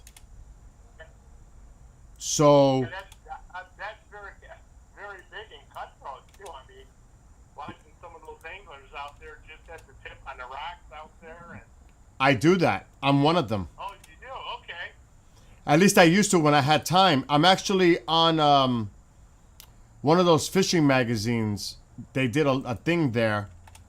I'm one of those guys that is full of the gear and stands on those rocks in the middle of the water and casting out during the blitz where it looks like it's bubbling and using my Super Strike lures, if you know what those are, for surfing. And dude, it's so easy for me with my spider wire, all that. I have no problems catching fish over there. What I've done with one of the boats is that I did some videotaping, and I'm more or less promoting the boat and the crew and everything. So the owner came to me and says, "Hey, you know what? Really appreciate that. That helps us out. It's free advertising for us." And I told him, I says, every time I'll go out with you guys, so bring my camera and I'll just, take some time, walk around and interact with the other, people on the boat. And, if they want to pitch a videotape, then, I'll videotape them. And, it's good publicity for them. They've given me big discounts. Well, So I was thinking, my friend does that out on the West Coast. He doesn't pay for any of these trips because he goes out on the boats and he really advertises the boats and talks to the mates and goes up and interviews the captain and they're promoting the boat and all his trips are free. They're calling him saying, "Hey, look, we got an opening. Why don't you come on our charter tomorrow or next week, whatever." okay. And and that's his way of, you figure you're not spending $400 or $500 to go on a boat, and you're getting paid $400 or $500 for fishing for free. So what are you doing? Like charters, or like for a certain amount of hours? You're doing night fishing, day fishing? What are you doing? Well, like when I go tuna fishing, it's a 24-hour trip. Wow, dude. That's Yeah. and what do you have a party of? Do you like? Are you charging people to go on like a charter, or it's just you and friends? No. So like the Jamaican, it's a 125-foot vessel, and they only have like 25 anglers. That's it. Because when you're fishing for tuna, it gets kind of hectic. So they limit it. So they'll charge everyone $400. Yep, I know. I do that in Mount Talk. I used to do that in Mount Talk. And then you're familiar with the canyons, the Hudson Canyon. Yes. So we're 100 miles. Yep. Before you get to the Hudson Canyon. Yep. And, you got half the boats. Those people that want to chunk fish on one side, and then I'm on the other side with maybe 2 or 3 anglers because I prefer jigging. So And, so you have an investment in this boat, or you're just the person that is an employee? No. I'm just a person that's going out there to fish. Oh, okay. Got you. And what I'm doing by videotaping it, I'm doing free advertisement for the charter. Exactly. Because nobody else does it. People videotape it, but they keep it for their own personal library. Right. Just Listen. like a picture. And I'll tell you, if Chris has all my info, if you ever want me to put it out there on my TikTok or my YouTube, or you come on with me on my streaming, get those videos and you can upload them. I don't know how good you are with tech, but Chris can help you. And then you can send them to me, transfer.pcloud, if it's like 5 gig or less. And we can do something. I'll help promote it too. I appreciate that. I really do. Oh yeah, Chris knows how I operate. Like, I get a lot of fishing gear because I'll write to the companies and I'll send them my photos. Like I got a sponsor for a braided line company, so I'm always posting my. Hey Phil, what do you think I should try to monetize this podcast? I mean, you could try monetizing it, but you remember you're dealing with a third-party entity, and that would be them. So if you're monetizing based on what they're doing, you definitely got to give them credit. You have to see what. I would talk to them first and say, listen, I'm thinking of. I mean, it doesn't even have to be about that. You could just say, yeah, I was fishing out. You could do it like that. I was fishing on this day or night on this boat. This is how it went down. Yes, you give them credit. this, you give them credit during that video of the person, the charter that you went on. Normally the way I start the video is like I'm walking and I got the camera on myself, introducing myself, and I'm going out on the Big Jamaica tonight. I'm on a 24-hour excursion, and then I'll pan on the boat so you can see the boat, and I'll talk a little bit about it. And then What kind of GoPro do you have? I think it's which one is it? Is it the Hero 12? No, it's an older one. Okay, so that makes it even more where you got to look up your model Yep. and put wireless mic. Yeah, I was actually just gonna run it down to Best Buy and see what they had for me. What is it? You don't know it offhand, the Hero model? No, I have to go in the case and everything. Yep. Okay, I think it's yeah.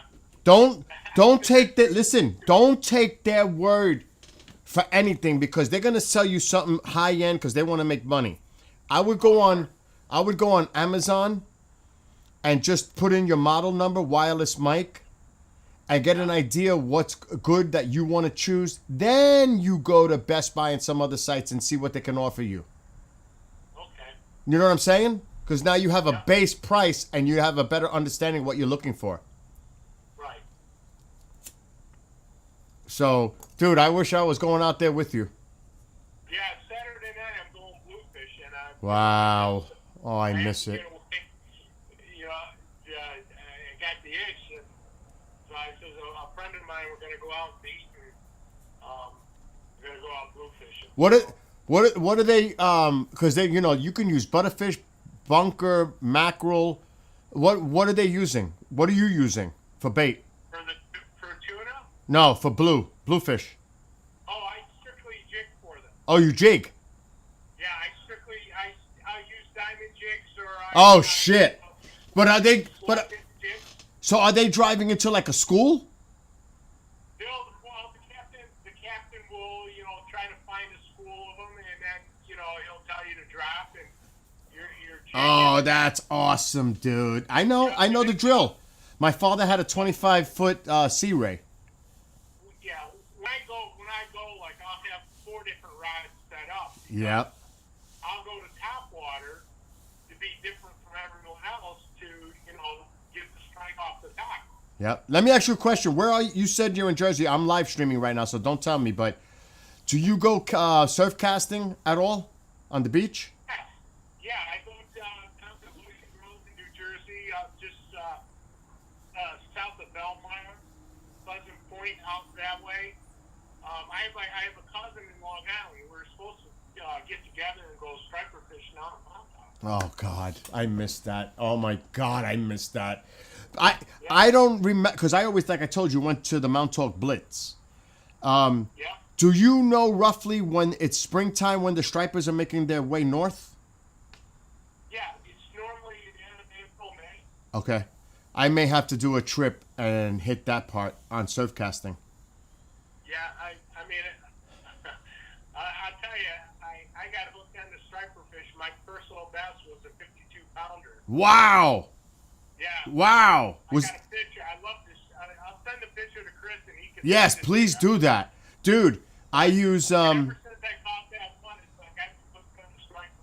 I do that. I've got a 16-footer and I think a 14-footer, and I put them in the PVC pipes. I've got the bells with the lights on the tips. Yeah. You know the deal. But I use live eels, and I let it on the I can't remember what it's called, where it slips through the sinker and it could run, it could swim. Yeah. You know what I'm talking about, on the leader. Yeah. Yeah. And dude, I do so well with the live eel. Oh my God! That's a candy. That's candy for the stripers. Yep. But like for me, when I'm striper fishing, I just mainly use soft plastic. There's a company down in Florida called No Light Bait Needed, and they make soft plastic jigs and. Oh, me and you need to talk. For the tuna too, man, the top water. Dude, me and you need see, but if you're surf casting, you're going into that sandy area. So You want something that's going to be on the sink or sitting and just like floating there. Do you know what I mean? Well, when you're in a blitz, Oh, the Blitz is different. Yeah, the Blitz is different. Yeah, when I'm the peanut bunker, it's like I just throw right into it. That's what I do. So, hold on tight, because you're gonna get them. Yep. I used, like I told you, I used the Super Strike, and I what I do is I cast past the Blitz, and I reel into them. So I have great success that way. Yeah, the last tuna trip I went on a month ago, we hooked into the mahi. We killed the mahi. Wow. Wow. Dude, maybe sometime next year I'll meet up with you in Jersey and we'll go fishing. Absolutely. I just bought a house, and I'm sure you're a good guy. You come down here for a weekend and we'll. Oh well, Chris can tell you all about me. Chris is like my brother from another mother. I actually one time he came here. He was in the area. He was doing an investigation for MUFON nearby, and I made him, what was it, shrimp or chicken fried rice, Chris? Chicken fried rice. It was delicious. And he couldn't even save it to when he got home back. That was before he went to Buffalo, and he attacked my food, and he loved it, right, Chris? Oh, it was awesome. Yeah, actually, Chris and his one of his ex-partners and a friend, we all went up to Boston to go on a striper charter, but it was early. Yeah. Just the rats were in first, the small ones. The big ones didn't come up yet. Mm. And I'll tell you, 3 years ago, I got hooked into those stripers. And I love it, dude. I love striper fishing. Always have. What's the limit now? I don't know. In New York, it was 28. I haven't checked recently. sorry, what was that? The inches. How many inches is the limit now? Is it 28? Well, the slot's 28 to 31, but they're thinking this year that they're actually both on it now. They're looking to close the fall season Right. because they're saying the numbers are down. I don't believe that. Oh, shit. Wow. Because there was a limit of 1 when I was fishing back in the day, because there was a problem with the stripers. And it was 128. It was a 28-inch minimum limit. Yeah, but then like when you go into charters, you're allowed to because you're entitled to your slot.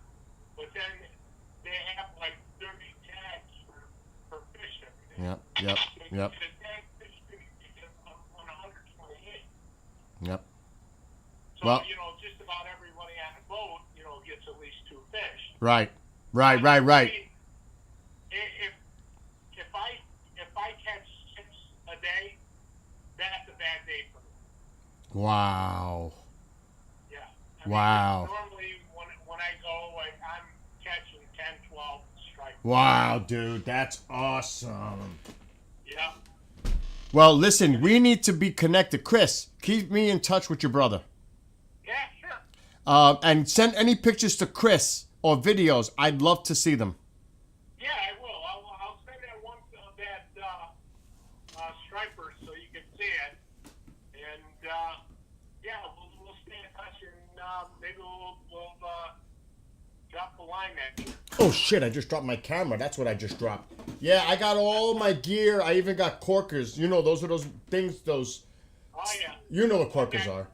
I got more fishing shit. I sold a lot of stuff because I'm moving and I sold a lot of it.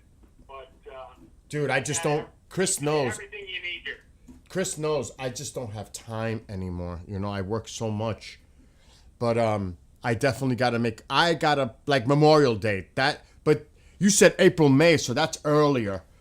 Yeah, by Memorial Day, they're moved up, to like the Long Island Sound. And Yes, they come up the Hudson where I live. Yes, they come here to spawn. If you decide to monetize, you should hook up with Bill, give him a percentage of your monetization. No, I don't want nothing. Are you crazy? Well, really, it's, like I told Chris, instead of monetizing it, you more or less like, you do free advertising for the charters, then they give you free trips. Oh, dude. That... When you look at it, you're really getting paid. All right. It's just there isn't a transaction. If that's the case, I will push their shit on my end and your end so that we both could get a free trip together sometime in next year. Yeah, because that's what my friend in California does. It's like he goes out once a week on all the different boats in San Diego, and he's really publicizing, advertising them, and he's catching fish, and he's doing it all for free. Wow. Now it's gotten to the point where he came out with his own lures, his own jigs. Wow. He ended up going on a boat, a sponsored trip to promote his jigs now and everything. So, he's doing it all the right way. Yeah. And that's what I said. No one here on the East Coast does this. So Right. if I want free fishing trips, I'm just going to go out there and solicit the boats. And it worked once for me where I had the guy turn around and say, listen, instead of $100, I'm only going to charge you $50. And I says, all right, here's $2,000.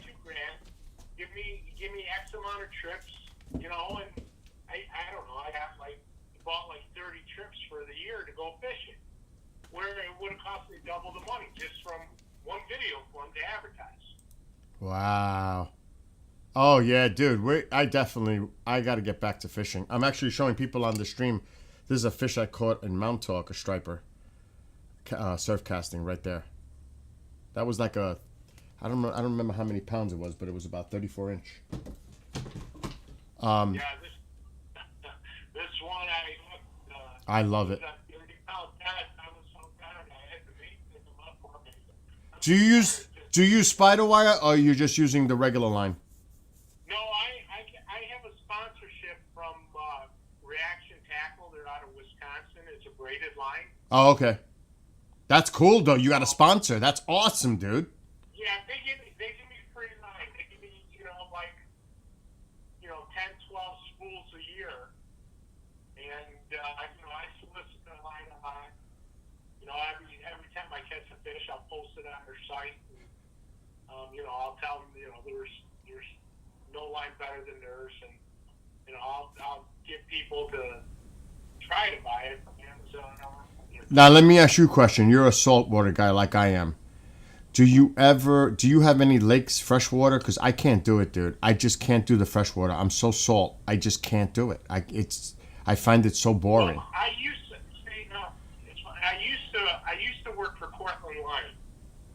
Again, not monetarily getting paid, but my friend was vice president of marketing there, and they hired me in development and research that they would give me equipment, and I would take it out and go fly fishing, and then I would write it up. I would evaluate. Right. So Cortland Line would say, okay, listen, we want you to go to Canada. Wow. Here's some beer. Go brook trout fishing. We ended up going to Belize to go permit fishing. Wow. So, yeah, that's how I got really into that fly fishing because of my friend in Cortland Line.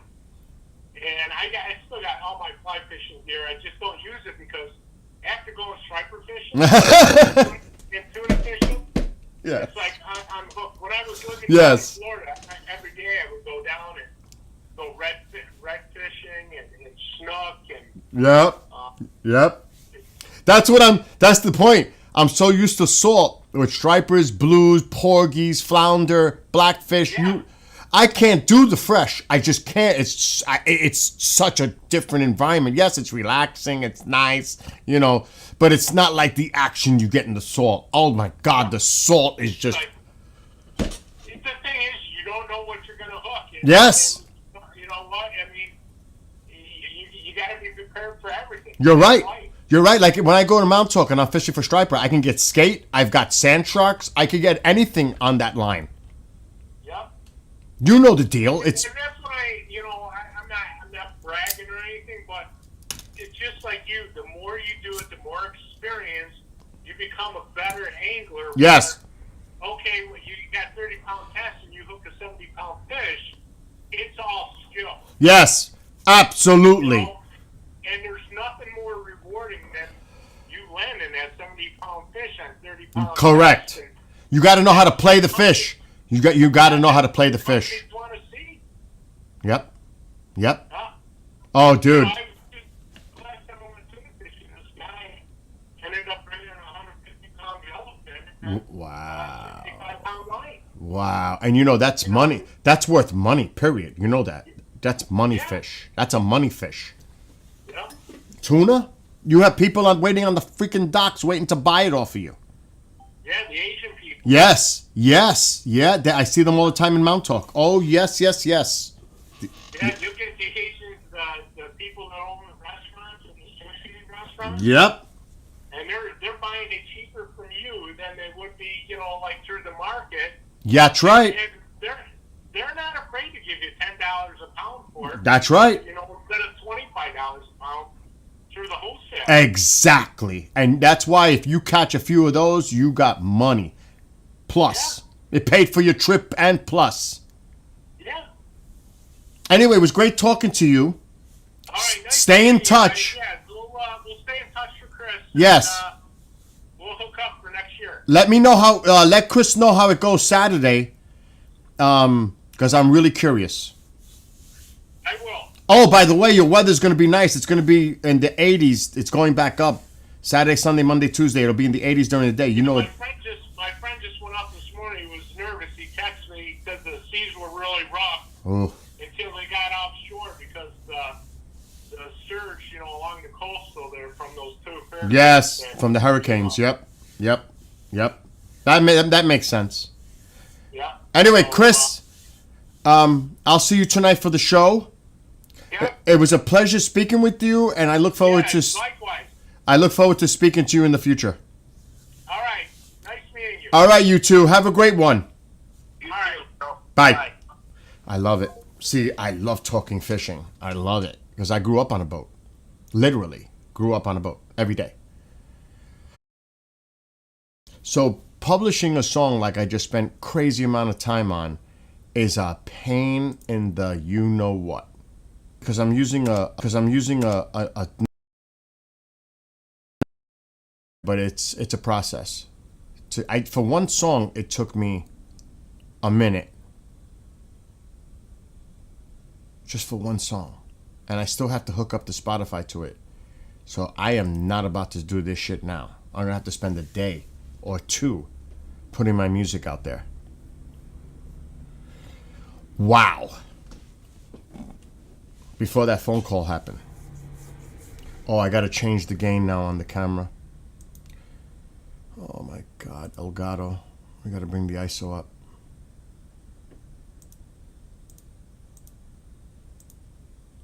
That's too much. Way too much.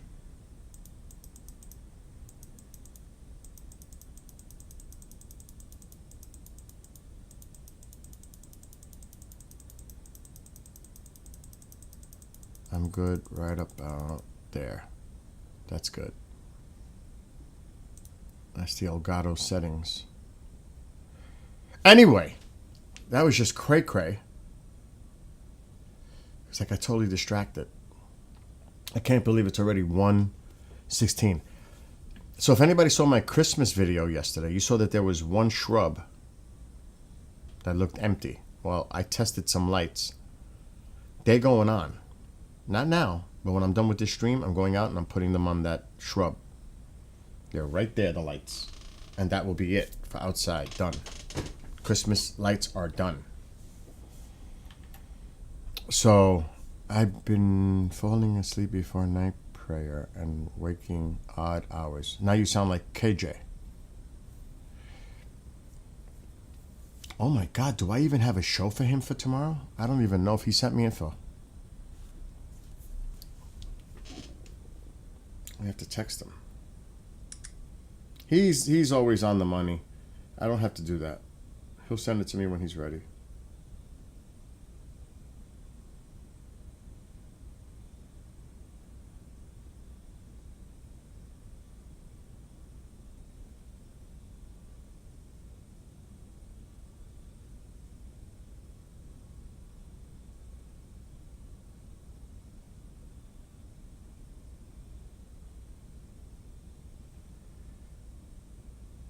Okay, this person just contacted me from the company that I'm using to add him as a contact.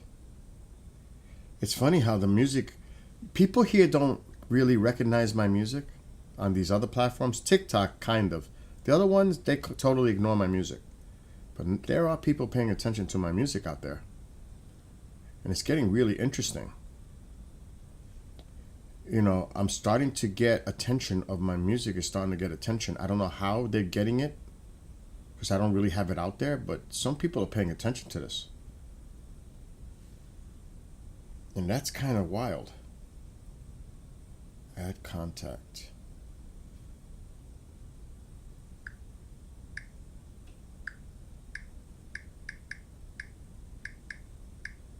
Save.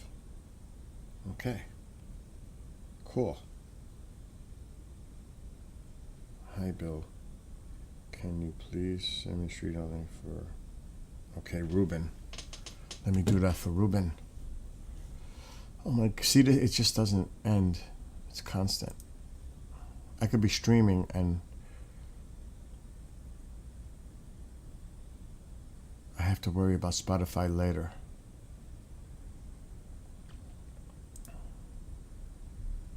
Lyrics approved. Good news, we reviewed your lyrics.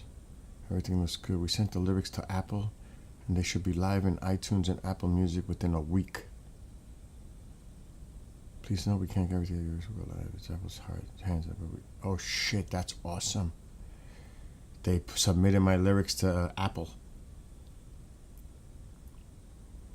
My lyrics are not explicit. They're clean. My lyrics are clean. I don't got to worry about that.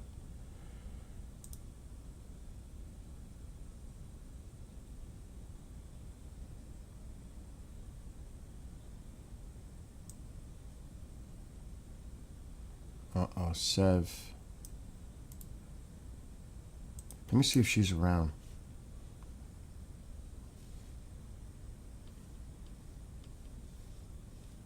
I may have to mute this call.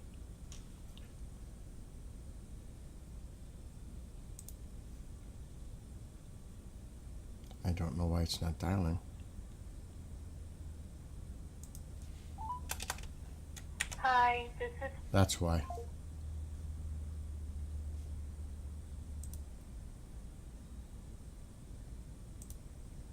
Alright, I've got to get organized here. I am not organized.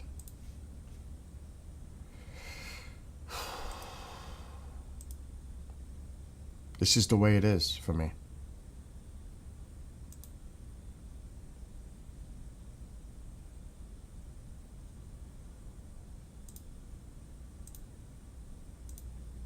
Okay, now I gotta go to Teams.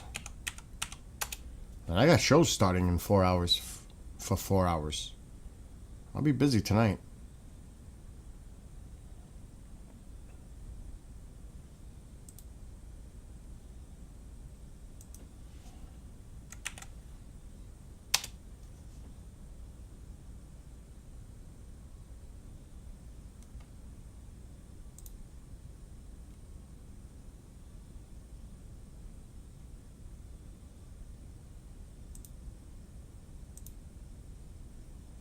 Okay, that's done. Now, you know what's crazy? What? You want to join what? Oh, movie night. KJ was there. So how it works, you get a link. I would send a link to you.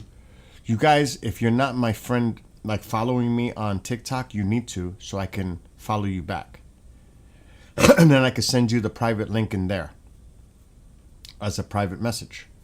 And you would come in and follow that link and it'll take you right where KJ was there, Nick was there, Amanda, my friend John Ostains. Who else was in there? Amol was in there. There was like 7 of us watching the movie. Lorraine. It was like 6 or 7 of us watching the movie together.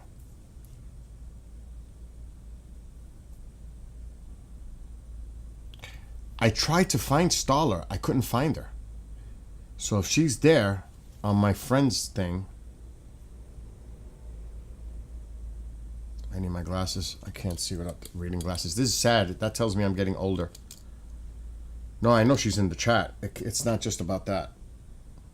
I have to be able to get her here. Will y'all?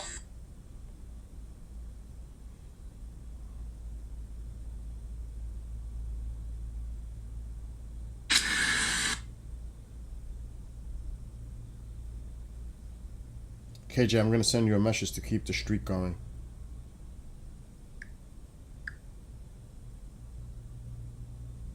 He and I have a streak going.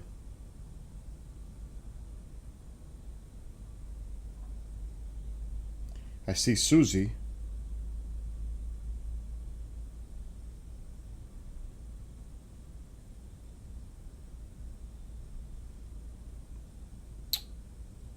Starla. See, it's not showing up.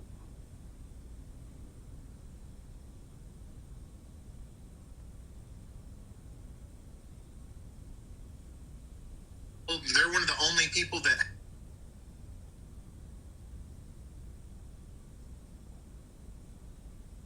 How will we? Okay, KJ. See, KJ just messaged me back. I said good morning. He said morning.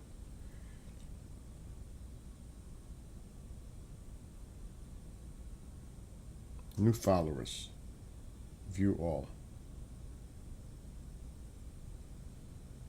I do not see Starla as a follower. I'm scrolling down. There's no way. Nope. I do not see Starla's name. So, there's nothing I can do. You sent me a message on it? Let's see. Now, there you are. Now we're talking.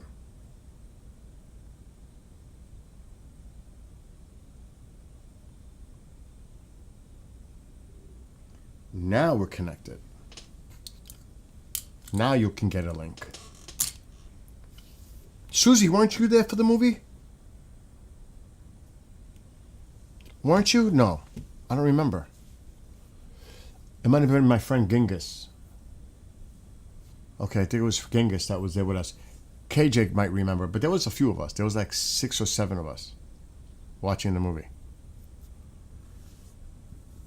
Halloween is in. I need to start a wood fire. Can you believe I need to make a fire at 1:30 in the afternoon because it's chilly in this house? I refuse to put the heat on. I refuse. I'm not using oil on October 2nd. It's not happening. I refuse. It's Halloween month. So I was thinking Halloween 1 and 2. Now, I've been watching Insidious. I have not finished it. I wouldn't mind doing Insidious 1 and 2. Or Annabelle and The Thing. The remake of The Thing. Not the original black and white. No. The remake. So Annabelle and The Thing. Or The Thing and Alien, the original movie. Maybe Smile 2 and Annabelle. That's the way I'm thinking. To try to keep it in the same vibe. Have you seen Nefarious? No. I don't think so. Alexa, what's the temperature? It's currently 65 degrees with a Oh, high of really? 67 and a low of 43. Really? Oh, yeah, it's a little warm here. I gotta open up the back door to get cross ventilation. Oh, yeah, that feels good.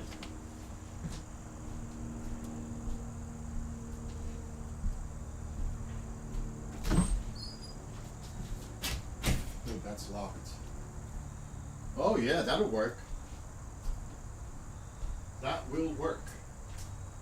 But now I'm gonna have to lower the gain again for the camera. It's so bright with the door open. I should do it again, right? Stay out of the light, Carol Ann. Stay out of the light.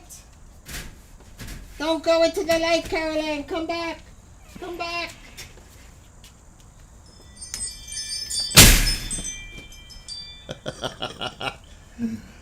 Oh my God. Losing my mind on a live stream. You have to know the movie, Poltergeist. A movie that KJ has never seen either. He doesn't see many movies. He's going to see a few now. Oh, look at how I can play with the shutters. I mean, the ISO on the... That looks better, huh?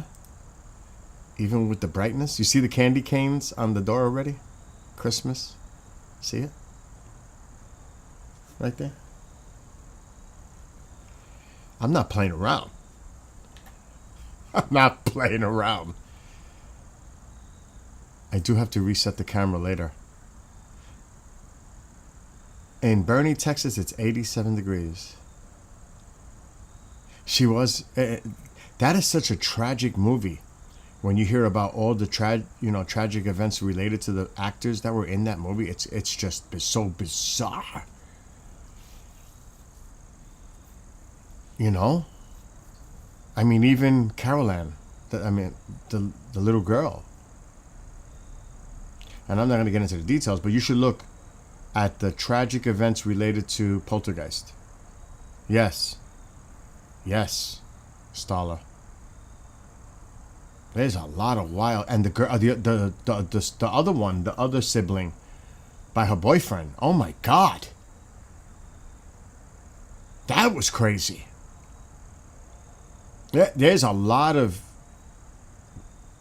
weird, tragic things related to that movie. It's bizarre. It really is bizarre. Yes. They're here. That's why he was making fun of the going into the light thing. But, oh yeah, I got that. What? KJ? Oh, of your show?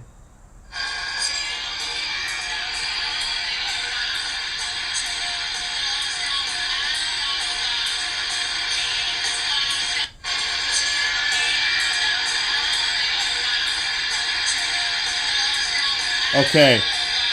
You have one major problem on that clip. A major problem. And you can control it on the slide on OBS. Your music is clipping. It's in the red. Do not have that in the red. Slide it down. Bring it down. You want it to just barely touch the red. If you're in the red, you're clipping. Bring that audio down. It's going to sound terrible. I always monitor my thing when I'm streaming live. Like right now when I'm talking, the mic is a little hot. It's hitting the red barely though. You have yours full red. That's no good. Bring it down. Your audio is clipping. It's too loud. I noticed that when I was looking at it. That is no bueno. No good. It's gonna sound like trash. So make that correction next time you go live. Do not have it clipping like that. And you can lower it on the slide on OBS. See, I have a mixer board, so I can use the mixer board to bring it down. I don't have to really mess with the OBS settings. But you might have to. Well, whatever you're using to stream out to, it's red. No good. I see it. So if you're streaming the video with OBS, it's not good. So you better check your settings, because that sounded like it was clipping just from listening to it on the phone. And I could see it. You asked me for my advice. I'm telling you my advice. Take it or leave it.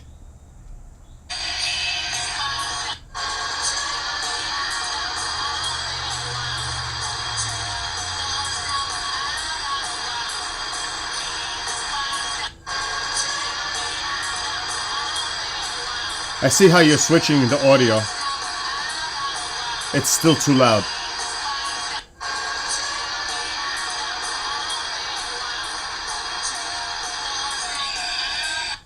like on my mix. Oh shit!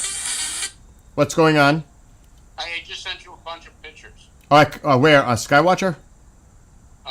Bill Skywalker. Okay, got you. Because I'm live. All right, I'll see you tonight. All right, take care. Bye.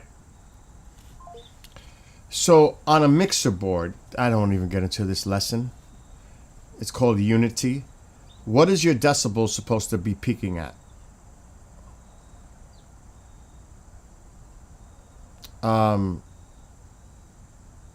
I can show you using Audacity.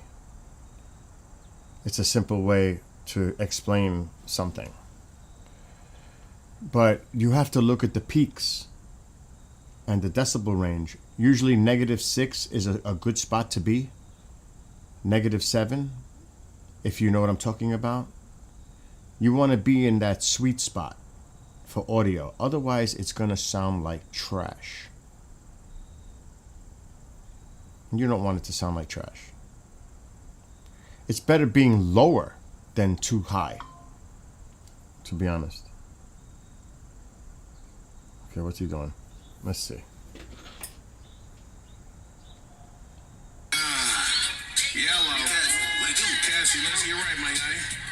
That sounds better. Baby, I'm a bad boy. When I was broke, I used to have my bitch go fuck the Oh, landlord. my God. Stop.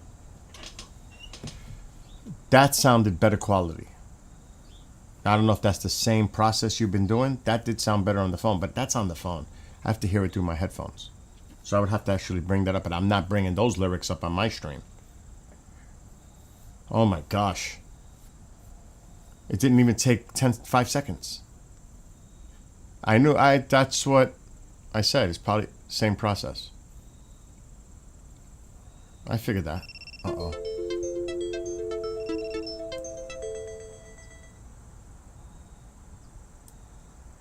See, I mean, as you can tell, I write a lot of lyrics. And not in one of my songs have I used a word, explicit, vulgar word in any of my lyrics that I write. Not a one. Never would I use it. That's just me though. I'm not going to use the F word, the P word. I'm not going to use anything that's going to put women down or to put them as sexual objects kind of a deal, because that's what everything is. It's ridiculous. It's disgusting to me. Actually, that's disrespect to women to me. But that's the thing, you know, that's how they looked at them, as objects, but not as people. I'm not a fan of that. I'm not a fan of making it sound like the use of narcotics and other thing is cool. Or violence. No way. I don't think that's cool. Showing guns and thinking it's cool to show this and doing that gangster shit. I'm not for that. That's a mentality that needs to change for youth. Because they're probably not going to live successful lives in whole. Because it makes them all think that that's the way to live a lifestyle. That is not the way to live a lifestyle.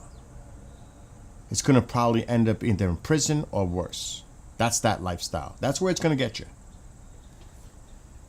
And you know what? When you're all hanging out with your friends and you think it's cool, see how they think it's cool when you're in prison and they're out in the street and you think they give a shit about you. They couldn't care less. I gotta leave the door open. It is too cold when I close the door. Yes, that's exactly Stala. I don't get it. All of the lyrics I write have a message. Whether the person likes the message or not, that's up to the listener. You know what I mean? But at least I leave it up to them to think about the lyrics that I'm writing. It makes you think. And that's what I want people to do. And a lot of my songs just doesn't have a flat out one meaning. There's metaphors in there where you can actually take my songs and say, this song could mean this to me. Or this song could mean it this way to me. I think it's great to write music where people think and love the music associated with it. Not just like riding in the hood with my fucking, N words and using all that cash in the hands, like throwing the cash out the window, riding up to a bunch of girls dressed like this, shaking their booties. I'm like, what the hell is that kind of message? You know what I'm saying? But that's just me. And there's a big audience for that. Obviously. Because if there wasn't, they wouldn't be doing it. So you know it's popular because they wouldn't be doing music like that, because they say, why am I writing music like this? Because it's not popular. So you know it's popular. Which makes you even think even more the state of the country and the state of where there's that element. And it's... all I do is SMH. I shake my head. Because I'm like... I've seen it. I experienced it in New York City and the Bronx. I've seen it personally. How in a gangster neighborhood like the South Bronx, the Crips, the Kings, and the Bloods control what goes on in their neighborhoods, in their communities, on the streets. That's why when people talk about crime in New York City, it's this, it's that, they have no idea what it was when I was growing up. It was way fucking worse than it is today. Way, way worse. I would say the numbers are like almost double in the crime back when I was growing up than it is now in New York City. So when you hear that crime it's all worse in New York City, that's a lie. Straight up lie. Absolute lie. That's a lie to the biggest extent, because that's just an absolute lie. But you go into these neighborhoods, because like I said, I was going to a Yankee game. I was like 21 years old, driving from my father's restaurant through the South Bronx to get to Yankee Stadium. And I said to myself, I was late. I wanted to take a shortcut. I could have went on the Bruckner Expressway and got off the ramp to go right to Yankee Stadium. But I didn't do that because I was running late. I decided to cut through the South Bronx. 161st Street. Like literally takes you from east to west to Yankee Stadium. And I'm stopped at a light and there's a shootout right in front of my car. They're shooting at each other at the light from one corner of the curb to the other corner. And it was gang members. And I'm like, oh my God. I'm an innocent bystander, and many people get taken out that way, sadly. And I'm like, I don't want to be one of those. Caught in the crossfire. And you know what they do? I'm going to tell you what it was like when I was growing up. You know what? You hear all these stories today that it makes me laugh, because people talk about shit they have no idea what they're talking about. They didn't live there. They don't know what it was like. They have no idea. They talk out their backsides and they have no idea what the hell they're talking about. And it makes me like freak out, because are you stupid? Do you not know? Did you live there? Do you really know? You don't. Uh-oh, why is my ISO not going up now? Uh-oh, I may not be able to brighten the camera now. That's weird. Let me open that up again. But I'm going to tell you what the big thing was back in the day. And I'm going to tell you another thing connected to another thing that people put together that make no sense. Because again, this is about experience. Why is the ISO not raising? It is. But it's usually not that bad. Let me see something. Now this is bothering me. That was the only thing I touched, was the ISO. This should be crazy bright right now. But it's not. Alexa, turn on the living room light. Okay. After I get off the stream, I'm going to have to redo my camera. Because something's not working right. I'll leave it for now. but I gotta get that ready for tonight. Shows. Anyway, so growing up in the city, I lived in the Northeast Bronx, a really nice neighborhood. But there were times I had to go into the South Bronx. Now, what do you think a young kid, now this is back in my time, this is before phones. This is before phones. They would rob you for your sneakers. Literally. They would take your sneakers off your feet. At that time, they were into like big radios, boom boxes. It was a different time of growing up. And these older gangsters, to this day, this exists, by the way, they would influence the younger kids to sell drugs and do those kind of things and become a gang and be part of something in a impoverished community. And really, the educational system in these areas suck. Okay, so this is a very multi-layered problem that exists. And if they don't join, they're either personally threatened with their own or their families.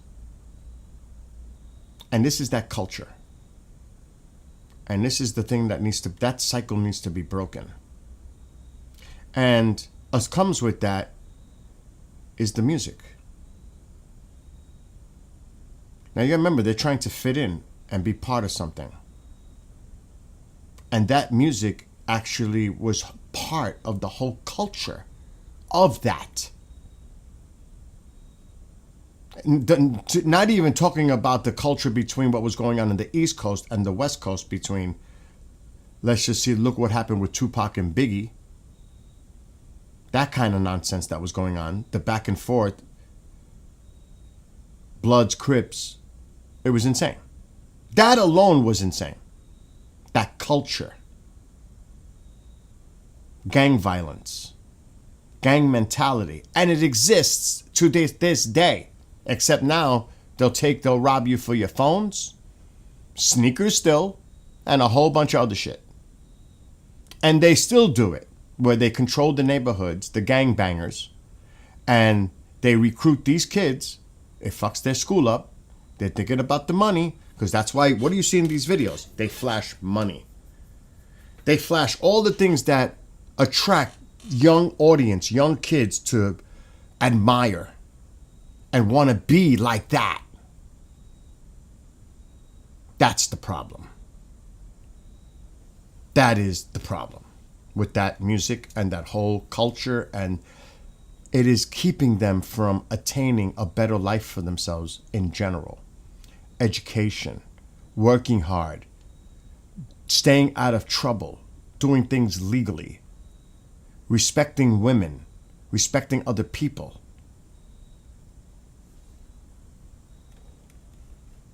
And not being affiliated with a gang. Because that's not going to get you far. Like I said, two things. Prison or worse. So that's why, and my cousin is a rap, he writes for and a producer for rap artists. He's actually well known. And that's what he does for a living. I respect it. That's his living. That's what he does. And I don't, but I'm saying personally, on a personal level, that's my personal opinion looking at that. It's just not the right messaging. Now, when I was growing up, I loved metal, heavy metal. They called that worshiping music. No, it wasn't. So the same thing could be said about metal.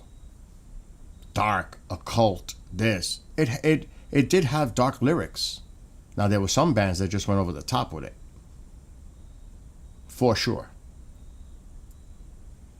So even in metal, that's when this whole movement started with the Tipper Gore.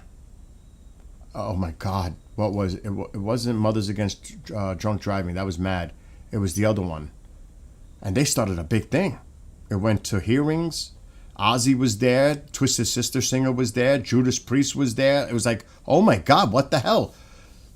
our music is under fire from politicians. Do you remember that? What was it called? But she was part of it. PMRC, something like that. Is it true? Yes. Oh, God, yes. Is it true they used to hang sneakers over power lines? They're old sneakers. Yes. Now, I don't know. Okay, so I don't think that it could have been associated with drugs, but not in a lot of places. No, it became a thing where the kids would do that. That was before. That's been happening since I was little. Not necessarily, no. It was just a thing that kids do back then. They would just do it. It could have been in some instances, but in general, no. Not related to that. But I remember that. Did I do it? No, because my mother would never allow that. Plus, I didn't live in a neighborhood like that. I grew up in a neighborhood with very few kids in it. It was more a remote place in the Bronx. It was more industrial back then. A lot of factories, and there was only a few houses. So it was different. Like, we had a creek that we go through the woods and go by the water. It was different growing up in that environment. It was not like the city, but it was in the city. But you weren't crowded by others. There was only a few of us. So it was different. But, again, my lyrics are clean. When I hear a song spitting the F word or B word or P word right off the bat, I'm like, how much respect do I have for this? It's like, what are you trying to say? What's the message here? And don't get me wrong, I do like some old school rap myself. But never like on that level. The explicit, crazy lyric type. And believe me, I say the words out of my mouth. But that's a New York kind of a thing. It really is. Many New Yorkers use words. The F word. In other words. It also comes with being involved with other people. Growing up in that culture of New York City. Even in the schools. If you didn't defend yourself, you were weak and you're done. This isn't a school in a rural area of 300 kids, if that, or whatever it is. This is a school with thousands, if not over 1,000. So if some shit happens, like say in front of the school and there's a fight, everybody in the school is going to know about it. And if you don't stand up for your 2 feet and fight, you're done. It's better to engage. This is back then. It was better to engage and lose than to be seen another way. In fact, you're done. You had to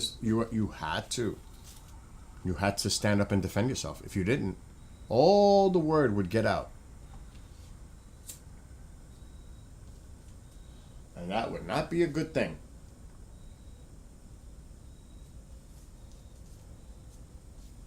As crazy as that sounds. But that's a fact. And it was sad. But that's the way it was. So it was survival of the fittest. They preyed on the weak. I don't know how it is today. It's probably crazy now. But that was a thing.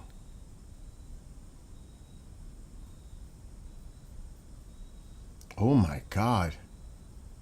Oh hell no, we never did anything like that, Susie. That's cray-cray. I'm not even going to repeat that. Oh my gosh, we never did anything like that. That's crazy. Oh my God. I've never heard of anything like that. That's the first time I ever heard of that. Oh my gosh. See, when we were growing up, it was all about sports. We didn't have video games. We didn't have phones. We didn't have all the electronics that is out now, the technology. You know? We played sports and games. It used to be great when I used to go to my grandmother's house. And she lived in a populated area, a street with like a lot of kids. And of course, I used to go to my grandma's all the time, and I would make friends with them. And we used to play Roundup. And there were teams. And there would be a base. And if you tag somebody, or what was the other one? 1, 2, 3. Something 1, 2, 3. And you had to say it. You had to hold them and say it 3 times fast. And then they're captured, and you put them in the base. And then the other team has to try to come and tag them out and get them out of there. Something. I can't remember. You ever used the spark plug method? No. I don't even know what the hell that is. Have you heard of the military being sent to New York for crime control? Yeah, I'm not even touching that with a 10-foot pole because I'm not getting into politics. At all. And I'm going to tell you why. It's so messed up what's going on. They cut 167 defunding law enforcement in New York City. You may not know that, but they did. That would have went to hire more for the NYPD, bomb squads, K9, they did all that. Of course, it's depleted, and now you're going to use the military on the streets of America? But yet you defunded, and that you could look this up. They made major cuts in New York State. The Fed did. The Fed did. And that tells me also you cut law enforcement like this only so you could use the excuse to use the military in there now because they don't have enough police. You cut it. That's insane. So people need to know the real facts before they open their mouths. You know what I'm saying? That's just insane.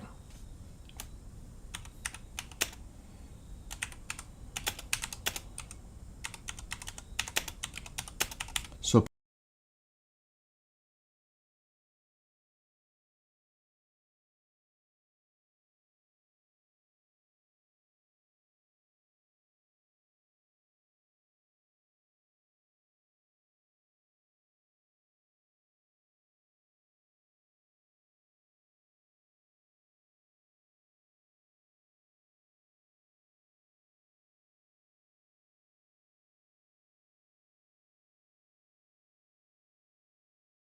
you depleted the state's ability to protect itself and its citizens.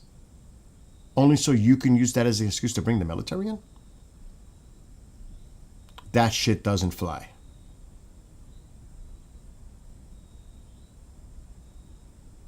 I mean, let's look at it for real. And this is nothing to do with politics. This has to do with facts on the ground. 86% cut, 187 million. And it says it goes to sheriffs, counties, police departments. It's across the whole freaking state. And they're targeting the blue states. Obviously. It's politics. Obviously.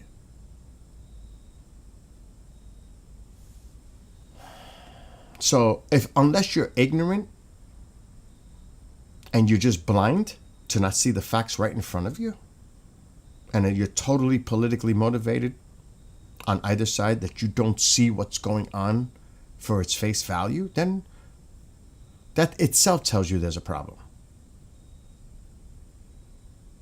That's as clear as it gets. But I don't think many people know about this. You know what I mean? I don't think a lot of people realize this. And I wouldn't be surprised, because you see a lot of the anger out there now. It's targeting the transgender. Okay?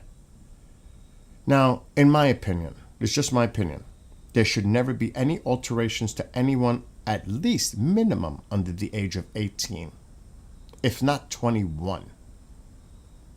Let them make their own decisions when they're an adult to decide something like that, not as a child.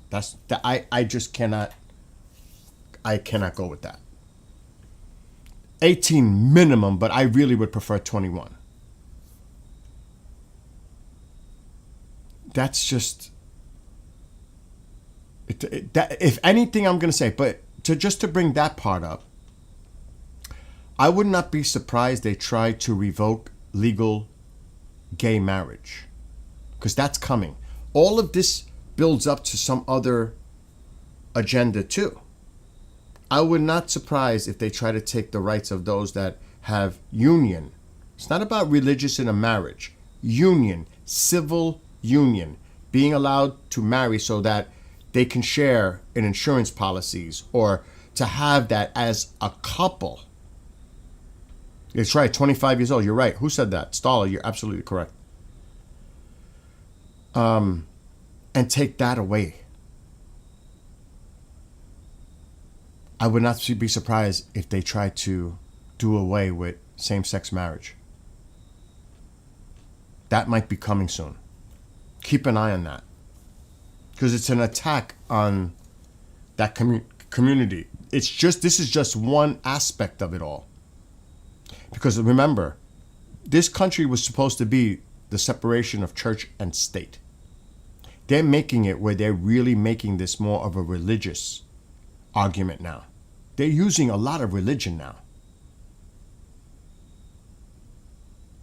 Religion is becoming a big part in the political argument now. Maybe because they feel threatened by everything else. But this is where we're going. So you got to look at the flags that go up. People should pay attention and notice these little flags, because they're more like, let's just say this. You think these cuts in Medicaid and all this stuff is just that? No. It is the ultimate goal to destroy the ACA, the Affordable Care Act, or Obamacare. They're undermining it that way, because they know the premiums are going to go up in the exchange and people are going to flip out. This is, again, one of those things that leads to another bigger thing, to get rid of ACA. That's the ultimate goal by Republicans. Do you understand that? You have to see the bigger picture when things are going on. And that's exactly what they're trying to do. Undermine and destroy it. So pay attention. It's when something happens, it sets a precedent. Like, could you imagine those generals sitting there? They're supposed to be apolitical in any setting, as in uniform. They're supposed to be, what they think privately, that's their own business. But in a military uniform sense, they're supposed to be apolitical.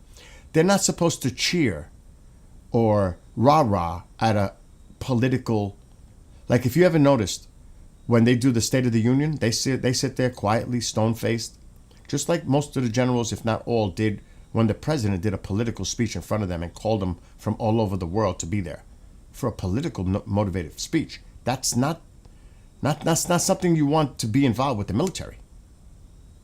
Supposed to talk about military-related things, and then to throw in there, we could use the military, our cities as training sites.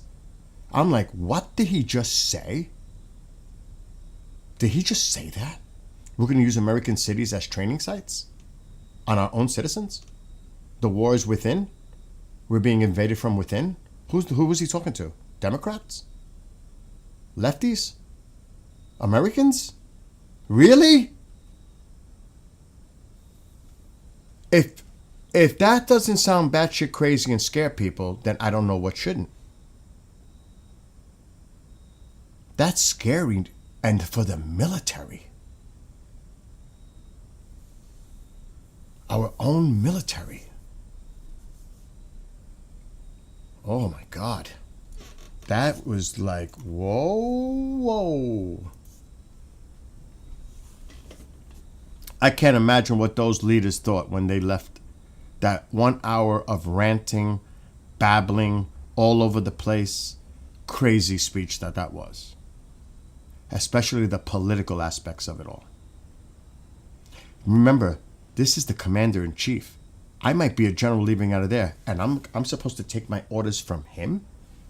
Or even Pete Hegseth, who's some little turd that was from Fox News that is now the head of us? And we got to listen to that dude? Who's really, really unqualified for that position. No doubt. And we got to listen to him tell us we're fat and this. Who the fuck are you? What have you done? And what have you done, Mr. Bone Spurs? What have you done to criticize us? Oh, you can leave the room. If you don't like what I'm saying, you can leave the room, but then you'll lose your rank. And I was like, oh shit, this is what a dictator would say. And he said it in a joking way, but he's not really joking. Because he wants loyalists. They were all there to hear that message. If you don't like what my plan is, then retire, resign now. That's like the Emperor in Star Wars. Does that not concern anyone? This is not the Trump police or the Trump military. This is the military for the people of the United States under the Constitution. This is not a Trump military. This is not a Trump police. But that's what it's turning into. Does people not see that? What the concern is here? It's not even about the current administration. The future administrations are going to say, well, if he did this shit, I'll flip it. And we'll go into Republican cities that have high crime rates, and we'll use the military there, see how they like it. You think that's going to fly? Of course, two wrongs don't make a right. But this sets a very dangerous precedent moving forward. Everything that they push those boundaries forward, it's going to be hard to go back and go back to some sense of realization that that's wrong. So we live in precarious times. And again, of course, the MAGA base is loving every second of it. But what does that represent as far as the country? 35%? Maybe some independents go along with it, make it 40%? But does that really represent what the country wants as a whole? Or are you just representing your base? The hardcore base. That's what it is. Because they're the only ones that are getting excited about this.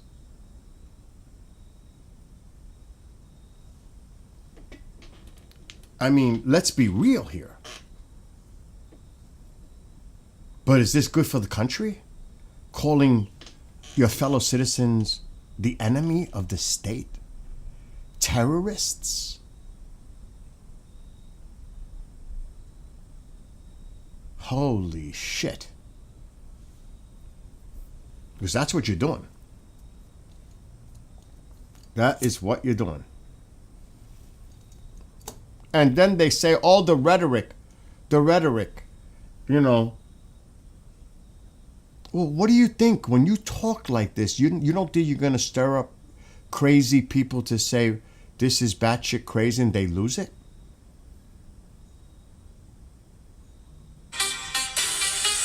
I mean, Hands up. what's going on? I'm still streaming. Go ahead, mute yourself for a second.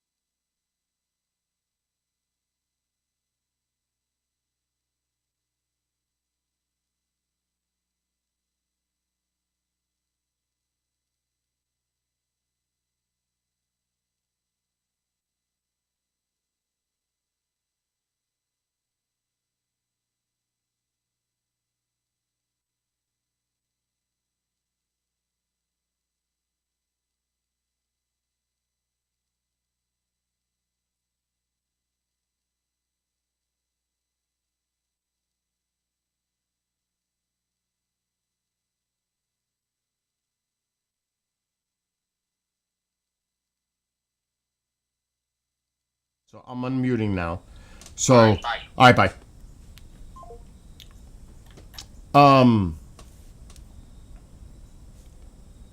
And the thing is, you always want people that are gonna keep people in check and give them advice whether they like to hear it or not. But you're being honest and objective, and you're giving them a clear picture, not a distorted, one-sided picture that you know that person wants to hear, like a loyalist would. And you remember how they used to say, well, Biden's mentally incapacitated, which I also believe he was.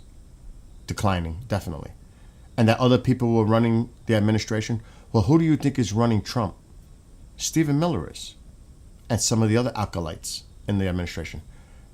When he reads off the prompt, that's Stephen Miller. You're hearing the words of Stephen Miller coming out on that prompt. That's where he's getting most of his influence from, is Stephen Miller.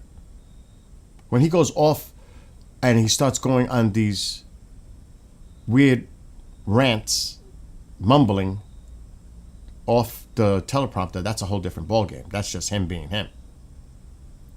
Otherwise, Stephen Miller's the big person that's behind all this. He is really like the president behind the scenes of Trump. He is the one. He's the one that's driving a lot of these policies. So I don't want to hear that the Biden administration, and of course they were, for sure, were controlling Biden behind the scenes. Who do you think is controlling Trump? He's so dug in. They don't see that. They only see what they want to see. That's what the other side says. Or listen to what the other side says. Because they're the enemy. They are the enemy. They hate them. And I don't like to use those kind of words. Because that's very strong. But it really is like that. Especially when you say they're the enemy of the state, of the country. I mean, my God. KJ, though, he definitely, and that's why I believe there should be an age limit for presidents all across the board. He was, even Democrats will admit it, that he was losing it toward the end. Even a lot of Democrats would say that. This is not just me saying that. Yeah, no, it's never been this bad as the partisan has ever been now, ever. Because even back in the day, the Reagan years, even the Clinton years, they would talk. They would go golfing. They would go to dinner together. They would have conversation. Opposing parties sitting together and doing those kind of things together. You think that's happening now? No way. Maybe a couple. There probably are. I'm sure Massey, the outcast, is sitting down with some others across the aisle. It's very far and few between, though. But overall, it's never been this bad. Never been this bad. So, you know, and like I said, I don't know. Look how science is being attacked. That's why I wrote that song, Denial of Truth.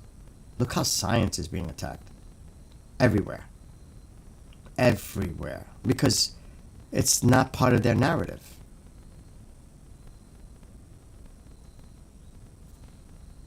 It's as simple as that. It's a bunch of politicians thinking they're scientists and know what's best for people without even providing the data to show their argument. It's like batshit nuts. Well, show us your argument. Show us your data. Show us the scientist data coming from you. And then I want to see the other scientists that contradict it in a fair hearing. Let's see it. Let's see what you're presenting to say, this is wrong, this is what happened, this is it. Show us the evidence. Show us the proof. But they don't. It's all conspiracy. There's no facts. If they had the facts, they should show it to the American people to back it up. And people should demand it. Yes, they cherry pick in their studies. Again, if you look a lot, because of course, not every scientist is going to agree. No issues. It's you. Audio's fine.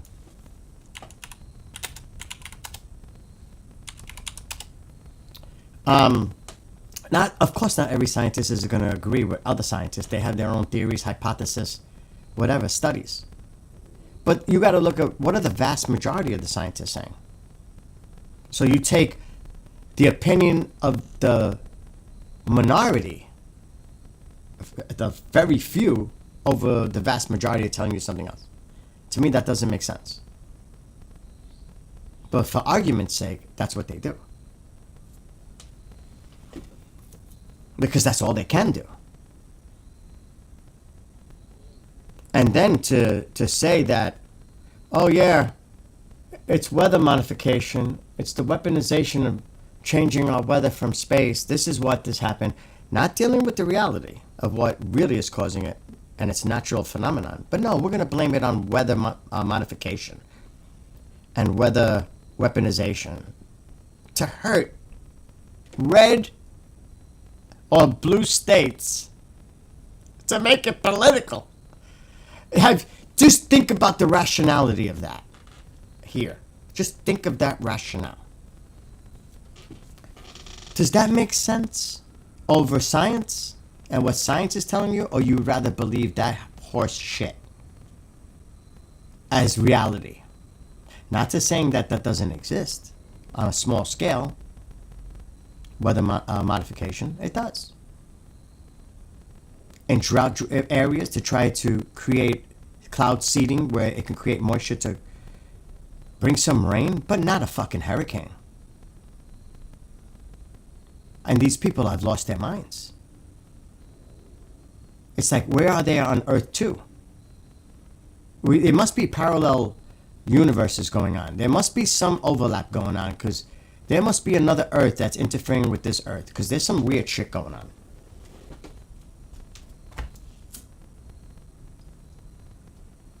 Yeah, we've been infiltrated by interdimensionals that are coming from another place that want to make their world like ours. How about that as a conspiracy? Because that makes more sense to me than any fucking thing else. Because it's just batshit crazy right now. Do you honestly think our allies can count on the United States? With this administration, all the MAGA is about isolationists, nationalists, and no wars. And stay out of everything. It's not a problem. Do they not know history? Are they not aware of history? Really? So we're going to turn our backs on our allies that we've had for 80 years. For what? I'm going to tell you this right now. Taiwan will think of the precedent it sets. You might not think it has nothing to do with us. But if they take over dominance, it eventually comes to our doorstep. You might not think it has nothing to do with our security, but it does. Because if they fall, we're outnumbered. They're coming after us. The ultimate goal is to destroy the United States. You might not think that, but that is the goal. Do you think they like to sit by being second? They want to be in the United States position of power. And by doing that, you undermine the allies. You do it slowly, you take it out. You surround the United States. It eventually comes to us. It is our problem. People don't see it that way because they're looking at it in a very small, narrow vision. It is our problem. It's also about ideology, democracy, dictators, authoritarians. It has a lot to do with it. you got to remember, a lot of these countries, like Russia, has TAC nukes. Exactly, they don't like freedom. So you don't think, look, the big scare was, think what would have happened if Germany won World War II and they would have taken the UK. They had everything else pretty much. It was the UK. That was the last piece. And we stepped in and, of course, helped the British. Who do you think they're coming for after they got their world domination? Over there. You don't think the next target was us? The Japanese drew us in. They were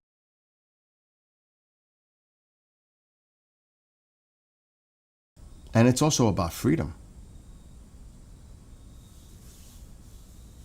So we're living in really delicate, tense times.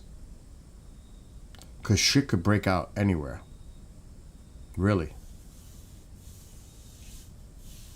Like, another example, in South America, I am all for removing, but you got to think about what they feel over there too. Do you think countries like Russia and China feel comfortable with a NATO presence or an American presence right on their borders?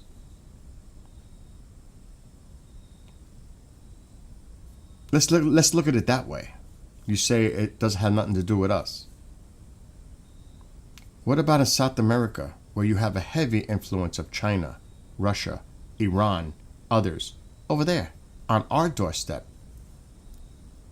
That's why it's important. You might not think it's important, but the president right now is acting on Venezuela. And it's not just about fentanyl, it's about the influence. We need to get rid of that influence down there. Because that's just going to get bigger, and now we're going to be in that threat right on the border.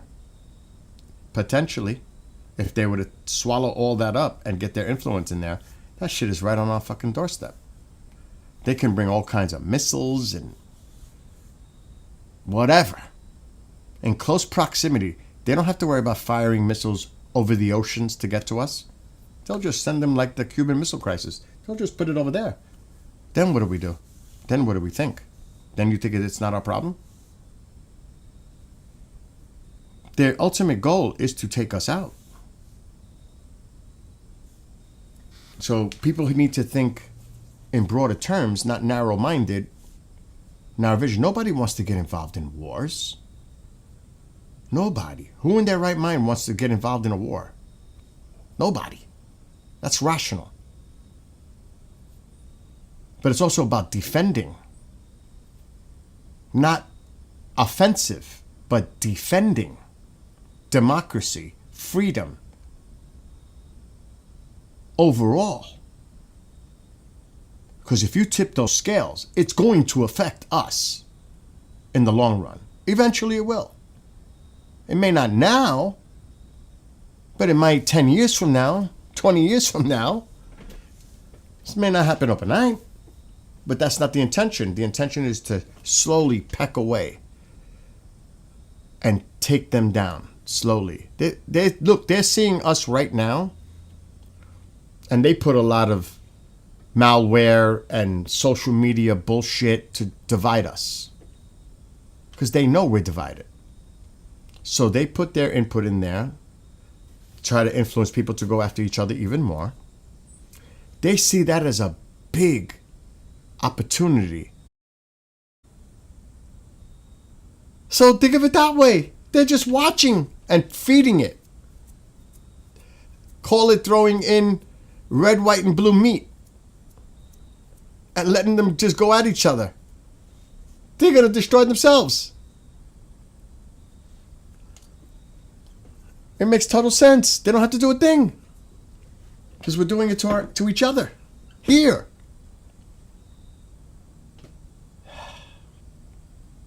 That's the problem. So when the people say it has nothing to do with us, it has everything to do with us.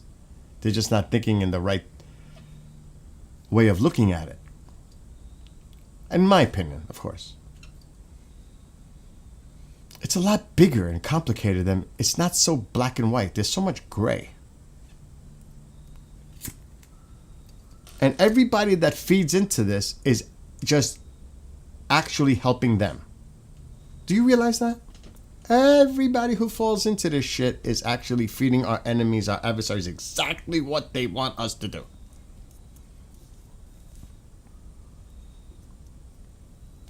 Another thing too, what I've been mentioning for a few months about soybean. Oh, it's coming up now. I told you it would come up in October, November. Well, it's October now. You're hearing a lot that the Chinese are refusing to buy soybean now? Did I say that? Did I freaking say that 2 months ago? If you've been paying attention to my streams? Oh, yes, I have. It's happening right now. The farmers are freaking out. He's going to have a talk with Xi, I don't know if it's next week, about this. I said it, I called it, and it's happening. Because anybody with a brain could see it was coming. And that's what I mean. Not short term, think long term. Think of what's coming. Not necessarily the now. Everything will be fine for now. What happens 5 years from now or a year from now? That's the problem. We're going to pay. So that's why, and like I said, nobody wants to get involved with a war. Who wants to be involved with war? Especially putting our own troops in jeopardy, their lives at risk. Nobody wants to see that. Even though there are war hawks out there that would love to start confrontations with countries. That goes without saying. That's politics. It's always been that way. That's never changed.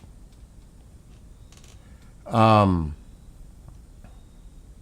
we need to pray. See, that's why my music, when I write about positive, love, compassion, togetherness, coming together, that message. Do away with all this. There has to be a way that people bond with their commonalities and not hate each other because of that one thing, politics. That's driving people. One thing. It's all over politics, and it's creating so much chaos between people that would normally never have that issue. Think about, now I'm older, of course. I never remember ever where it's like this, where you can't even talk to somebody because if you bring up politics, it could turn into a downright scary situation. At the least, it might turn into a shouting match where the person says, F you, and they never talk to you again. At the worst, it could get physical. At the worst, it could get worse. Like you see these nut jobs out there doing what they do. Obviously. But you can't even, like, see, for me, I'm lose-lose. Because I used to be liberal when I lived in New York City. I'm not going to lie. So was Donald Trump. He was a liberal. So if I can be a liberal that when I grew up in New York City, so can he. I have no problem admitting it. When I moved up here 20 years ago, and I was always a moderate, always a moderate, but I was liberal, moderate. Now, moving up here for the last 20 years, in a rural community, in a Republican county, yes, I have gotten more slightly now to the right. But still, I still support a lot of the issues that go on that the left are talking about. So it's kind of a weird thing when you're so much in the middle. There are things that both sides I approve and disapprove of. But where does that put you? Both sides are going to hate you because you're not dug into either side. It's lose-lose. Because you're an actual moderate independent. You're in the middle. You look at things objectively, both sides, and then you make a decision based on that, not just on party line. And that's the way it should be. You should look at things objectively. What's their point? I get their point. What's their point? I understand that. Now, where is the middle point here? Where is the point where we can compromise and find a solution to this problem without people going crazy at each other? But see, today it's about we win, they lose. It's our way or no way. There is no compromise. That's the problem. There's no communication either. There's no listening.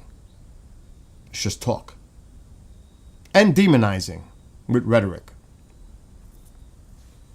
So it's a combination of a lot of negative things. Usually when you have so many negatives, nothing positive is going to come from it. From a logical sense. When you have all those negative components, how does anything come good from it? It doesn't usually. It's common sense. That's rational thinking. Just on plain, just for what it's worth. Right? And that's where we're at. That's where we're at. So you could turn blue in your face. It's not about convincing anyone. You'll hear that. Oh, they're trying to convince me. No, it's about opening your mind and being objective and listening to everyone. Because everyone, you should have that ability to listen to what they have to say. Because you know what? Deep down, you might hear something and say, huh, you know something? They got a point there. But you don't want to. Because then people are so insecure, they say, that could undermine everything I believe in.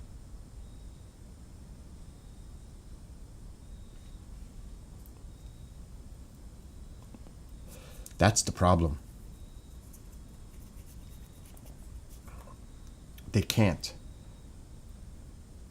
You know, they can't. They can't. It's not even admitting that they were wrong. So maybe I misjudged this. I don't even like what. Let me take that back because I don't want to say judged. Screw that, because that's all that happens today is people judging each other. Maybe I have to rethink this and research it a little bit more. Look deeper into this. Maybe maybe by doing some research, maybe there's something there. You know what I mean? Like I said, this whole shit that's going on in New York City, like, this is such a horrible situation. We brought this up when this whole conversation started. Look what they did. Look what they did, the government. Trump did this. And he better not say he's going to bring troops to New York City because you undermined New York City. You undermined it right here. Kristi Noem following $187 million in cuts to critical counterterrorism funding in New York that directly impacts the safety and security of New Yorkers, reducing New York's allocation by 86% to $30 million. These unprecedented cuts will have direct impact on public safety throughout the state, include a projected $100 million cut to the NYPD. So they're defunding the police. They are defunding the police in New York City by $100 million. They're defunding the police. That's what that is. $15 million cut to the fire department. A $13 million cut to the Joint Task Force Empire Shield. That's for terrorism. No projected funding for any of the New York State's 12 certified bomb squads. And millions of dollars in cuts that directly support counties, sheriffs, and police departments. What the hell? So we're supposed to listen to what they say to us, tell us? Oh, New York City's safe. The police department's in a mess. This is this. They don't have enough. Well, you fucking cut all this money from them now. What do you expect them to do now? Because Now they can say they need help. We need to bring the National Guard there. That's why. You undermine them. When you go to New York City, I go bike riding all the time. I go down there, and you know what? There's police everywhere. Armed, long guns, everything. They are there. You see the presence in New York City. The police are everywhere. So whenever you hear this shit on TV, it's a lie. It's a lie. I could show you my bike ride video. I could show you many videos. They're everywhere.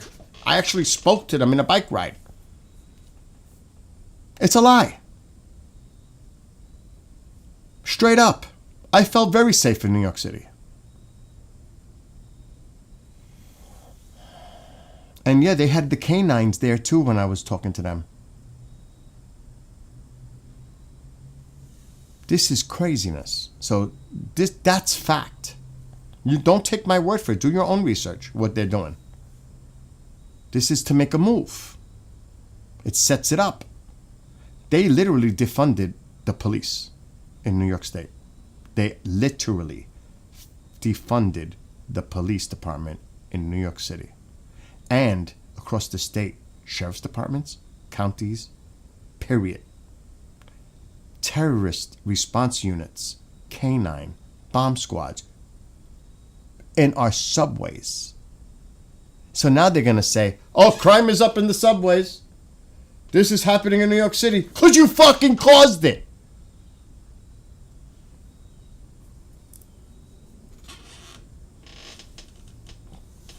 And this is why the media puts out whatever they do and people have no idea what's really going on. Because they hear that one-sided argument. They don't know about this. I guarantee a lot of them don't know about this.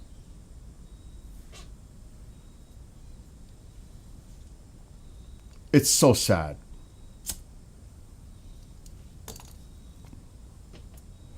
You know, I hear people tell me, oh my God, it must be really bad in New York right now. I wouldn't want to be there. Wait, what are you talking about? What are you talking about? Are you talking about New York City or are you talking about the state? And even if you were talking about New York City, what are you talking about? What, have you been there? Do you live there? Do you know what goes on there? Do you know anybody that lives there? Is it a person that's political that's telling you what they're experiencing there for a political spin? And here's another thing. And this is what I was bringing about the gangs earlier. And this drives me insane throughout the country. When they're talking about the rioting that goes on, when something happens, they burn buildings. Do you think that shit is fucking new? This is the stupidity that some people don't understand. I remember as a kid, the first time experience, we had a snowstorm. I don't know if it was in it was in the 70s. We lost power. What do you think happened? They were looting. They were breaking into the stores. And you could tell which stores they target. Clothing, sneakers, game stores, phone stores. This is what they do. They hate the police. The gang members hate the police. And if they see an advantage that they're going to take, they'll take it. When there's chaos, they will exploit that chaos and they're going to go in and they're going to loot and they're going to steal from the stores of their choice. What did I say earlier? They love the sneakers. They love the phones. They love all that. Notice the stores that are targeted when shit goes down. That tells you everything about the element who's involved. But no. You know, they try to make it political. Now, I will say this to add to that. President Trump did it the right way in the first administration. And I'll tell you why. Not the way he's doing it now. This is taking it to a whole different level with the National Guard. He did it the right way because I wrote a letter to him about it. He got ATF, FBI, when the FBI was still kind of independent, state, local, ICE of that time. This was like 2018-ish. So they got everybody together, all the proper agencies, and they came into a city nearby and they arrested over 100 gangbangers. The worst of the worst. MS-13, Bloods, Crips, Kings, you name it. That was the right way to do it.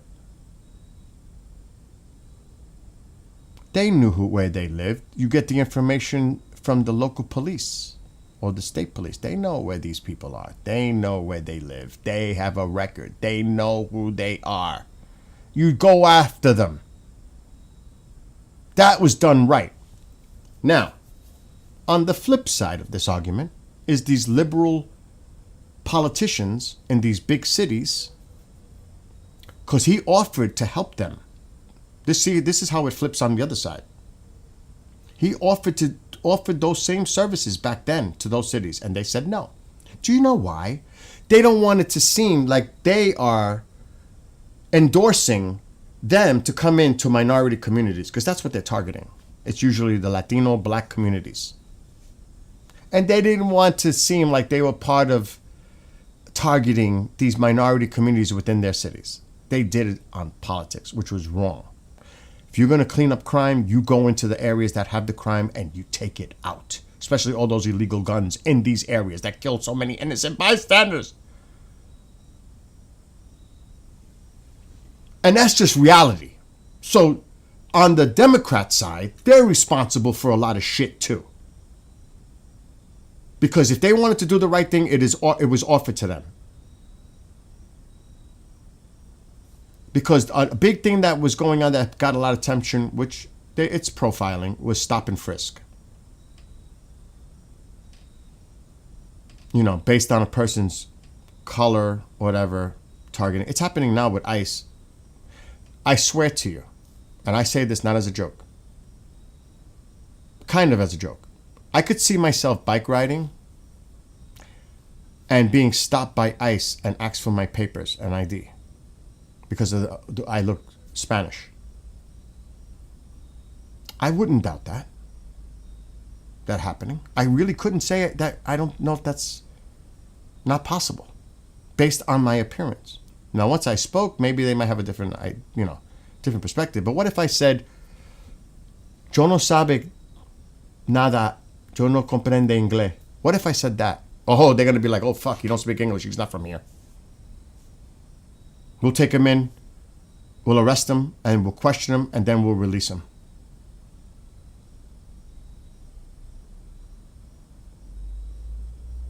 Yeah, but there's also a thing called probable cause, Susie.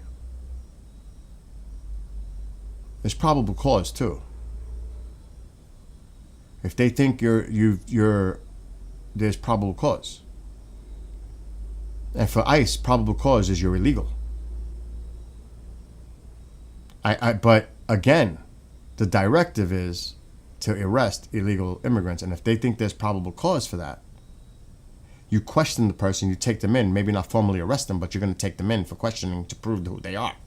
They'll have to provide their papers and all that shit. Proof of address, all that shit. You can only imagine what that's like.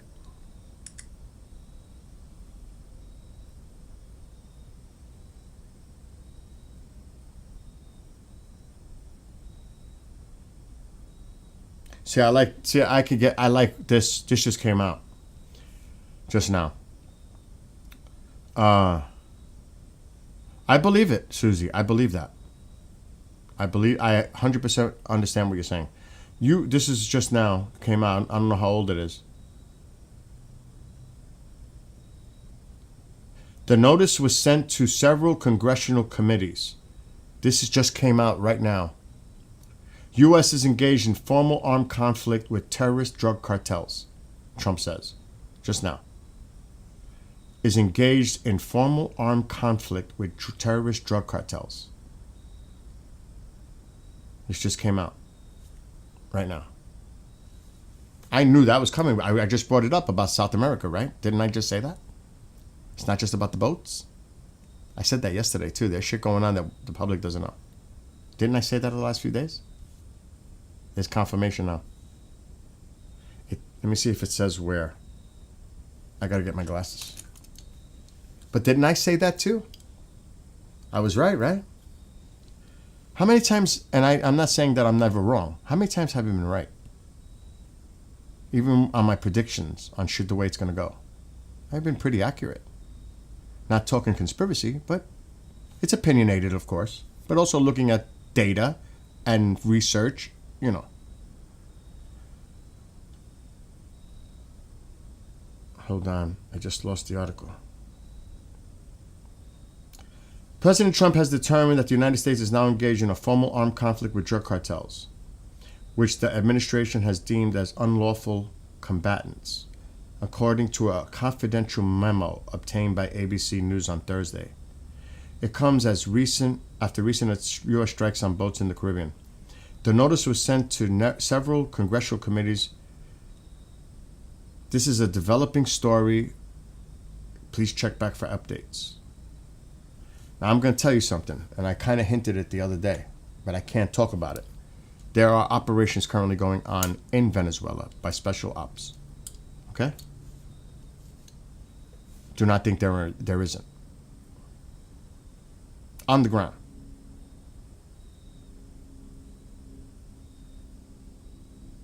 So, let's just keep it at that. You would be naive to think that there wasn't. Okay? And listen, I'm just being, again, honest. This is coming from a moderate point of view.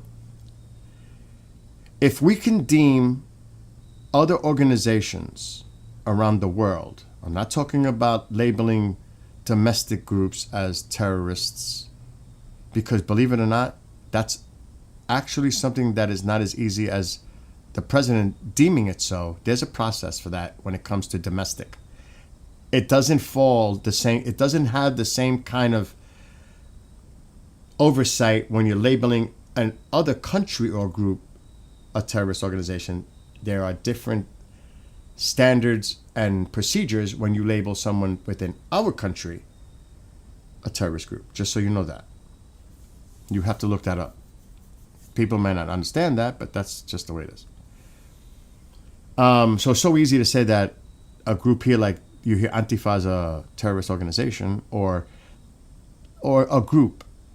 Well, before you label them as domestic terrorists, they also have protections under the Constitution. These folks, these other groups do not.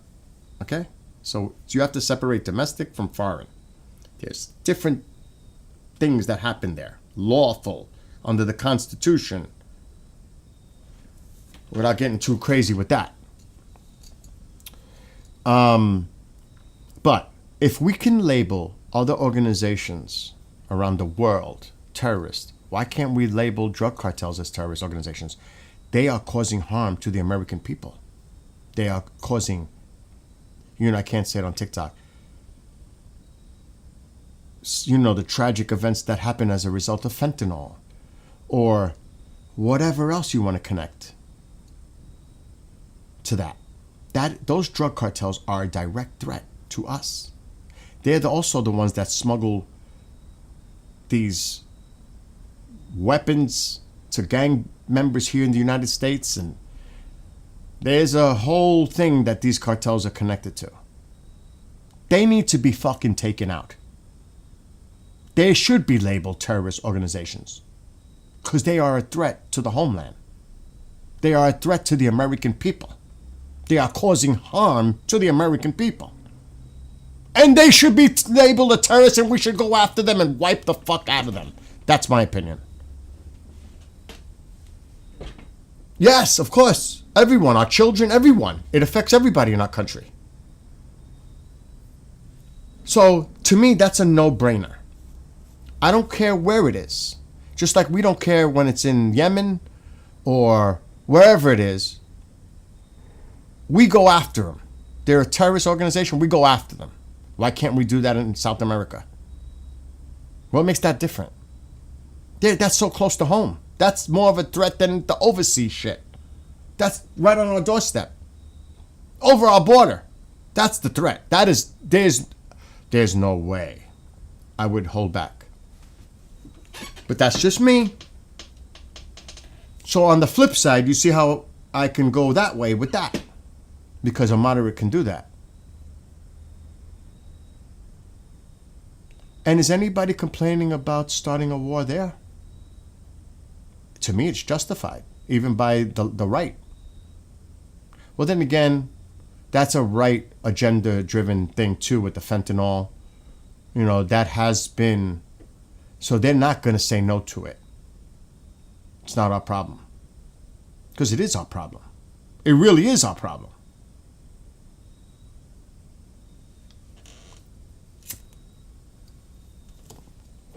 You gotta hit them where it hurts. The thing about the drug cartels in Mexico, that would be almost, in some instances, like a scenario where they're gonna have to go into towns and take out these cartels because they're in with the civilians. They're in communities. You're gonna have to go in. You're gonna have to put boots on the ground to take them out because otherwise you could just hit the areas and take out civilians. I gotta put it as plain simple as it is. They're not stupid. But you got to remember, where is the product coming from? Colombia? Venezuela? Where is the product coming from? Put it this way. You know what I would attack right now? This might sound crazy. I would take out the Venezuelan ports. See, a lot of his shit is coming through ships.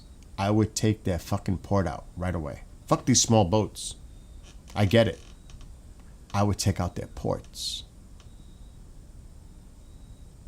Because that's where it's coming in through ships. Maybe it's coming in through via aircraft. But you got to remember, a lot of it, the product is grown right there. You know what's becoming a big thing all of a sudden? Cocaine again. Take it out. Burn it. Take it out. Take out their money. Hit them where it hurts. Take out their money. Without the money, they're done. Because it's all about money. Everything's always about money. Take them out. Take out their infrastructure. Take out whatever use of transportation they use to do this. The little boats I get. But there's also what goes all the way up to our border. There's a train. You've heard about the train. Take the train out. So what? Too bad. You don't like it? Too bad. This is what you've done. Look, all these other South American countries that stand by and allow this shit to come up to the border, they are accessories to the crime because they're allowing it. So they have no excuse if we hit Mexico or anywhere else. No. You knew this was going on. We told you to try to slow this down and stop it. But you allowed it. So you know what? We're not giving a shit no more. We're going to take care of it. We don't give a shit what you have to say about it. You did nothing. We're going to do something. They are accessories. Yes, they are.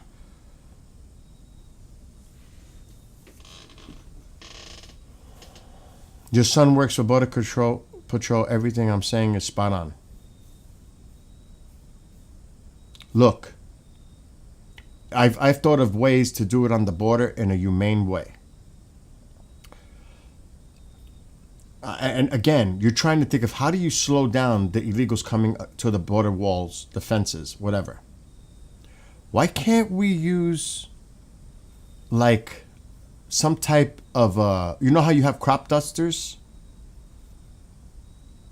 Why can't you use a humane gas to knock them out? Mexico, you've got a problem on your territory. Oh, we have all these illegals trying to get into our country. If you're not going to take care of it, we will. Simple as that. Simple as that. It's on their territory. You're supposed to handle this. You're not doing anything to stop this? and you try to do it in a humane way, I'm just using that as an example, their government is corrupted by the cartels. They're being paid money. They're scared to death of the cartels. So they're puppets. It's like if you look at Lebanon, let's just take Lebanon. I hate to use this as an analogy. You have the government of Lebanon, but who really controls Lebanon? Hezbollah. They call the shots. They're just a puppet government. They're powerless. They're puppets of the real people in control. Hezbollah. So who do you think controls what's going on in these countries? The cartels. Now, think of it this way. Here's another little thing to think about. If you create a place, and it's going to take time. First of all, we have to overthrow Maduro. Maduro has to go in Venezuela. Somehow, and I know this sounds crazy, but we have to get rid of some of these leaders in these countries to bring a semblance of democracy back there. Because you know what? If you bring back an infrastructure, because remember, Venezuela has oil, they have resources, they got. And let the people live lives that are productive. Guess what that does? That creates an atmosphere where less people want to come to the United States across the border because they have a pretty good life right where the fuck they are. That's another domino effect of it all. By taking all this poison out and creating stability, it also could create a stable government there where now the people can have freedom and can live lives in a productive way, and just like anywhere else, work for it, get there, do it. And now they'll say, well, we don't have to go to the United States. We can stay right here.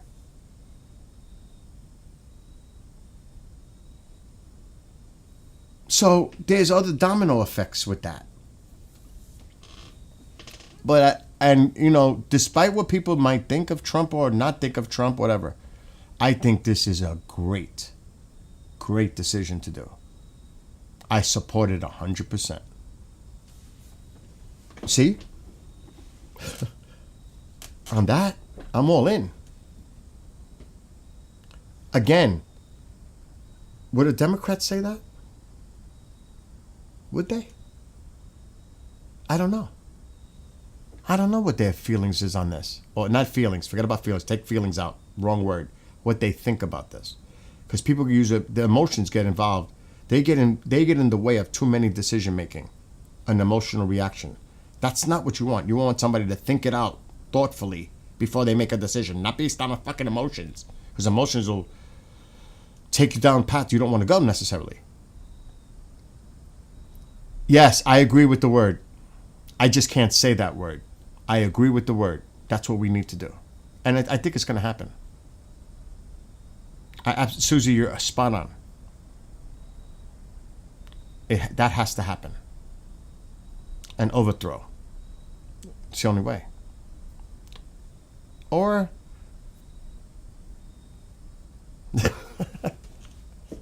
oh my God, it's 3 o'clock? How long have I been streaming? Too long, right? I'm ranting too much. Usually when I rant too much, I've streamed too much.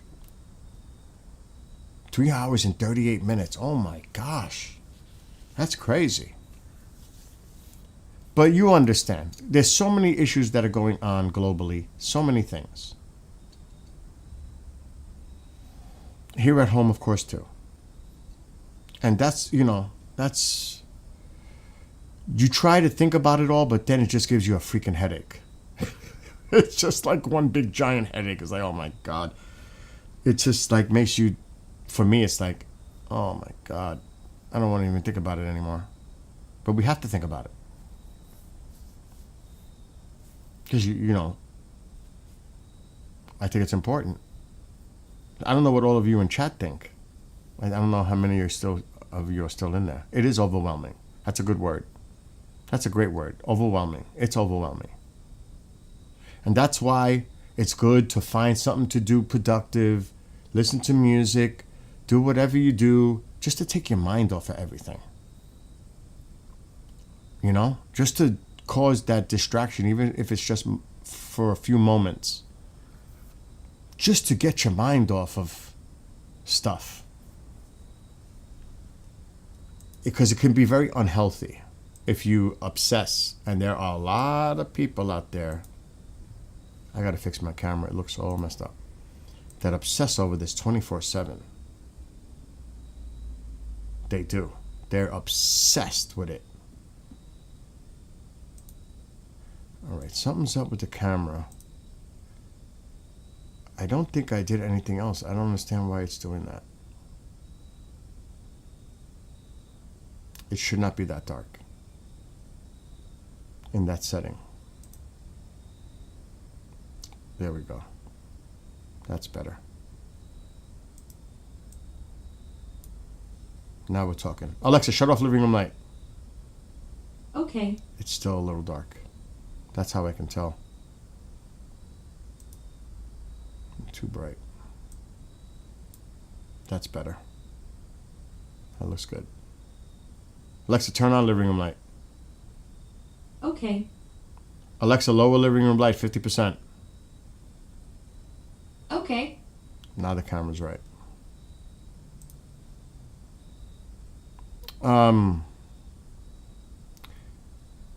And look,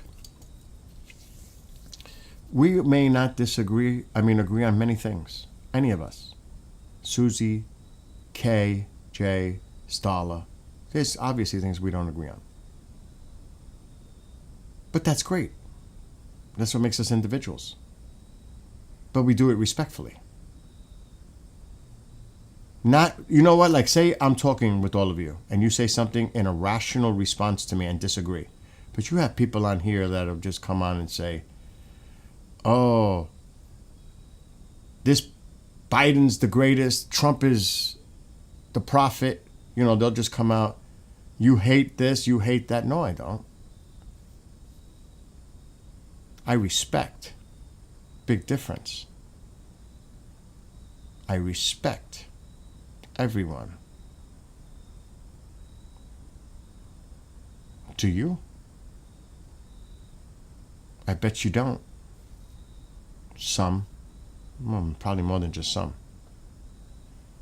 What do you think they think? If you're a Democrat, what do you think of Trump or anyone in his administration or in Congress or on the Supreme Court?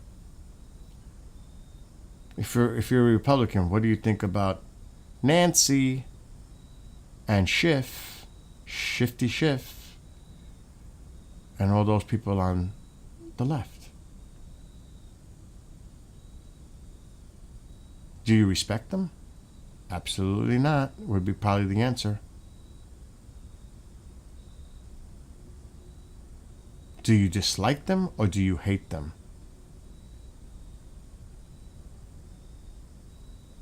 Are they the enemy?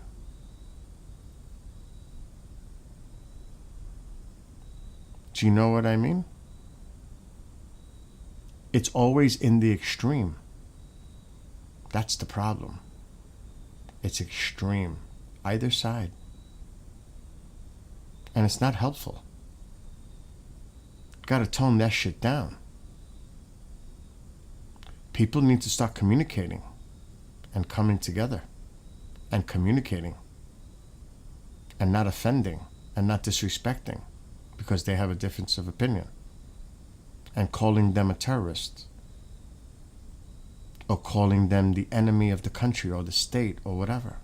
These are fellow Americans. Just because they disagree with you politically, they're the enemy? Why? Because of the rhetoric you hear? And you hear people that are supposed to be responsible in leadership positions telling you this? And you think that's the right thing to do? You honestly believe that's the right way to do things? That radicalizes people. On both sides. It radicalizes them. And it makes crazies do the things we've seen going on over the last few months. That's what that does. You're radicalizing people.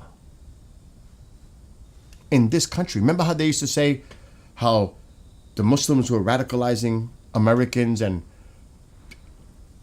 Al Qaeda, ISIS, they were being radicalized, and they came from all different countries to join the fight in ISIS. Americans, Brits, you name it.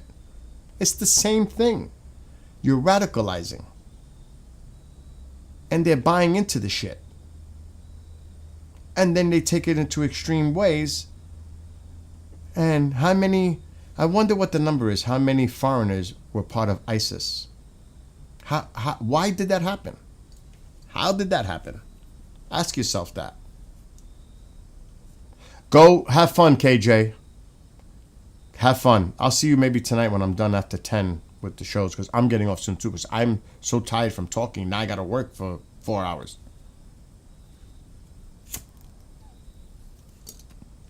But think about that. There are people that sit all day long listening to this nonsense all day long, watching podcasts, whether it's right or left, all day long. That's all they do. They have their TVs on Fox or CNN all day long. MSNBC, Newsmax, OAN, you name it. That's all they do. It's on the background all day long.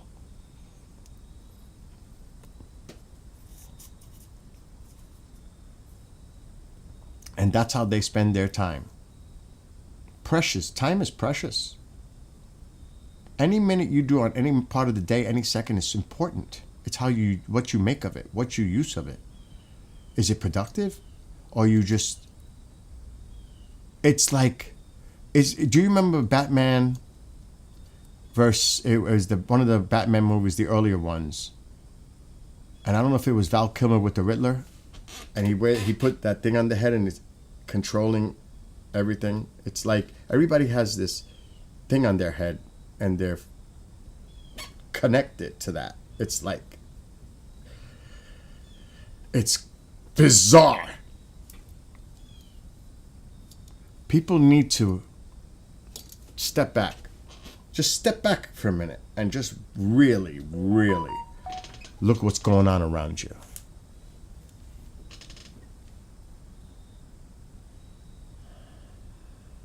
Take a breath, or a few.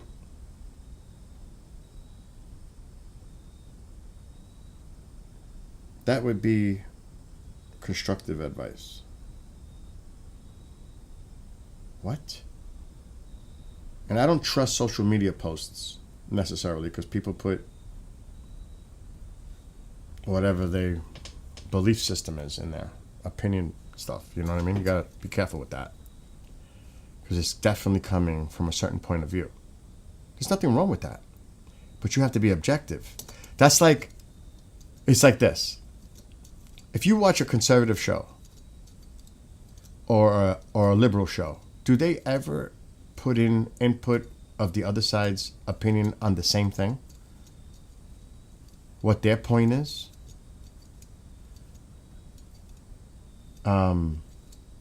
What's up, Astro? Or is it so one-sided? And then do they ask the tough questions? Well, what about this point? Do they ask that? No. Or are they just going rah-rah along with it? And almost like encouraging it. You know what I mean? So, yes, only to do pointing fingers, yes. Attack mode. Yes, definite. It's always in the attack mode in reference. Not putting their perspective and opinions out there on an equal footing. No, it's to point the fingers. You're right about that. Playing the blame game. Absolutely. It's always the pointing fingers.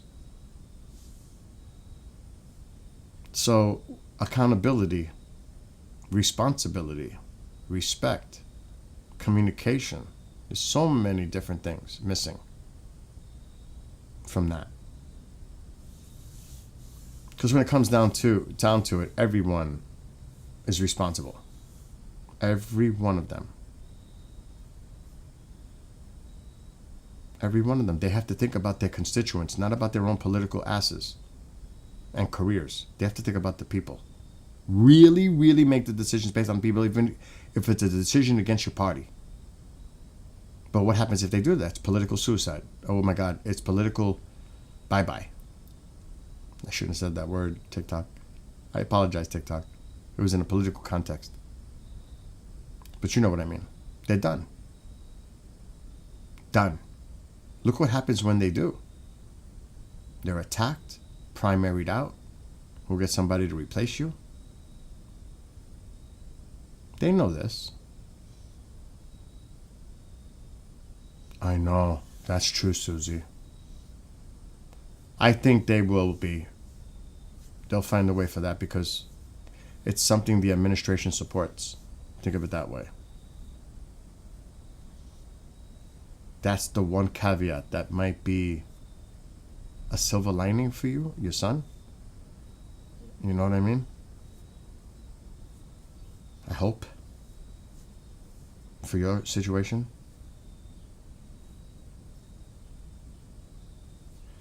Use the yes and strategy when talking with a potential adversary regarding politics. So yes, I hope so, Susie, for your family. And, you know, we got into this. Somebody brought this up and got me started. I don't know who it was. So I'll just blame that person for starting this whole thing. But I need to get off. First of all, I haven't had anything to eat since I woke up at 9 o'clock this morning. Oh no, I had 2 of those donut holes, which isn't healthy or filling it either way. I want to put the Christmas lights on that shrub. It was both of you, yeah. It was Susie and Starla, but it was all good. It was all good, though.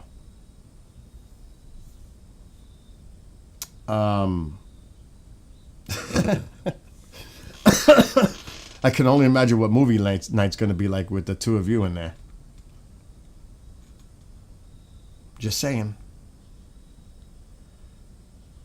That's funny. The 2 of you in there. KJ's doing a live stream music right now, I think. Anyway, I'll see everybody after 10. Because I am like getting a headache and I feel tired. And I got to work all night. So I got to get my butt in gear and prepare for work. But don't forget, when you hear the nonsense, I'll show it one more time. Just remember, they're gutting all that money from New York State, 187 million in cuts. That's going to affect so many different, 100 million to the cut to the NYPD, 15 million to the FDNY, 13 million Joint Task Force Empire Shield, no projected funding for any of the New York State's 12 certified bomb squads, and millions of dollars in cuts that directly support counties, sheriffs, and police departments. So who's defunding the police? The federal government is. There you go. Federal government, with the cuts, have just undermined security in one of our biggest cities, where it's constantly under threat. Really? You're going to cut all that from the NYPD and the task force and the canines and everything else over politics? So then you could bring the military in? Because you said they can't handle it? Of course they can't handle it. You just cut almost $200 million worth of money that goes for the police departments and everything else. Shake my head. Shakes my head. So make sure you do your research to see what's really going on before anybody opens their mouth. Because who's defunding what? Remember how all that outcry, they're going to defund the police? Well, the current administration is defunding the police directly, for real. In one of our biggest cities that's constantly under threat. Because maybe it's a blue city? You think? Maybe? Like all the other cities that are being targeted? You think? Maybe? Coincidence? Is it? I don't know. Anyway, I'm out. Love to all of you. Be well, be blessed, be safe. I'll see everybody.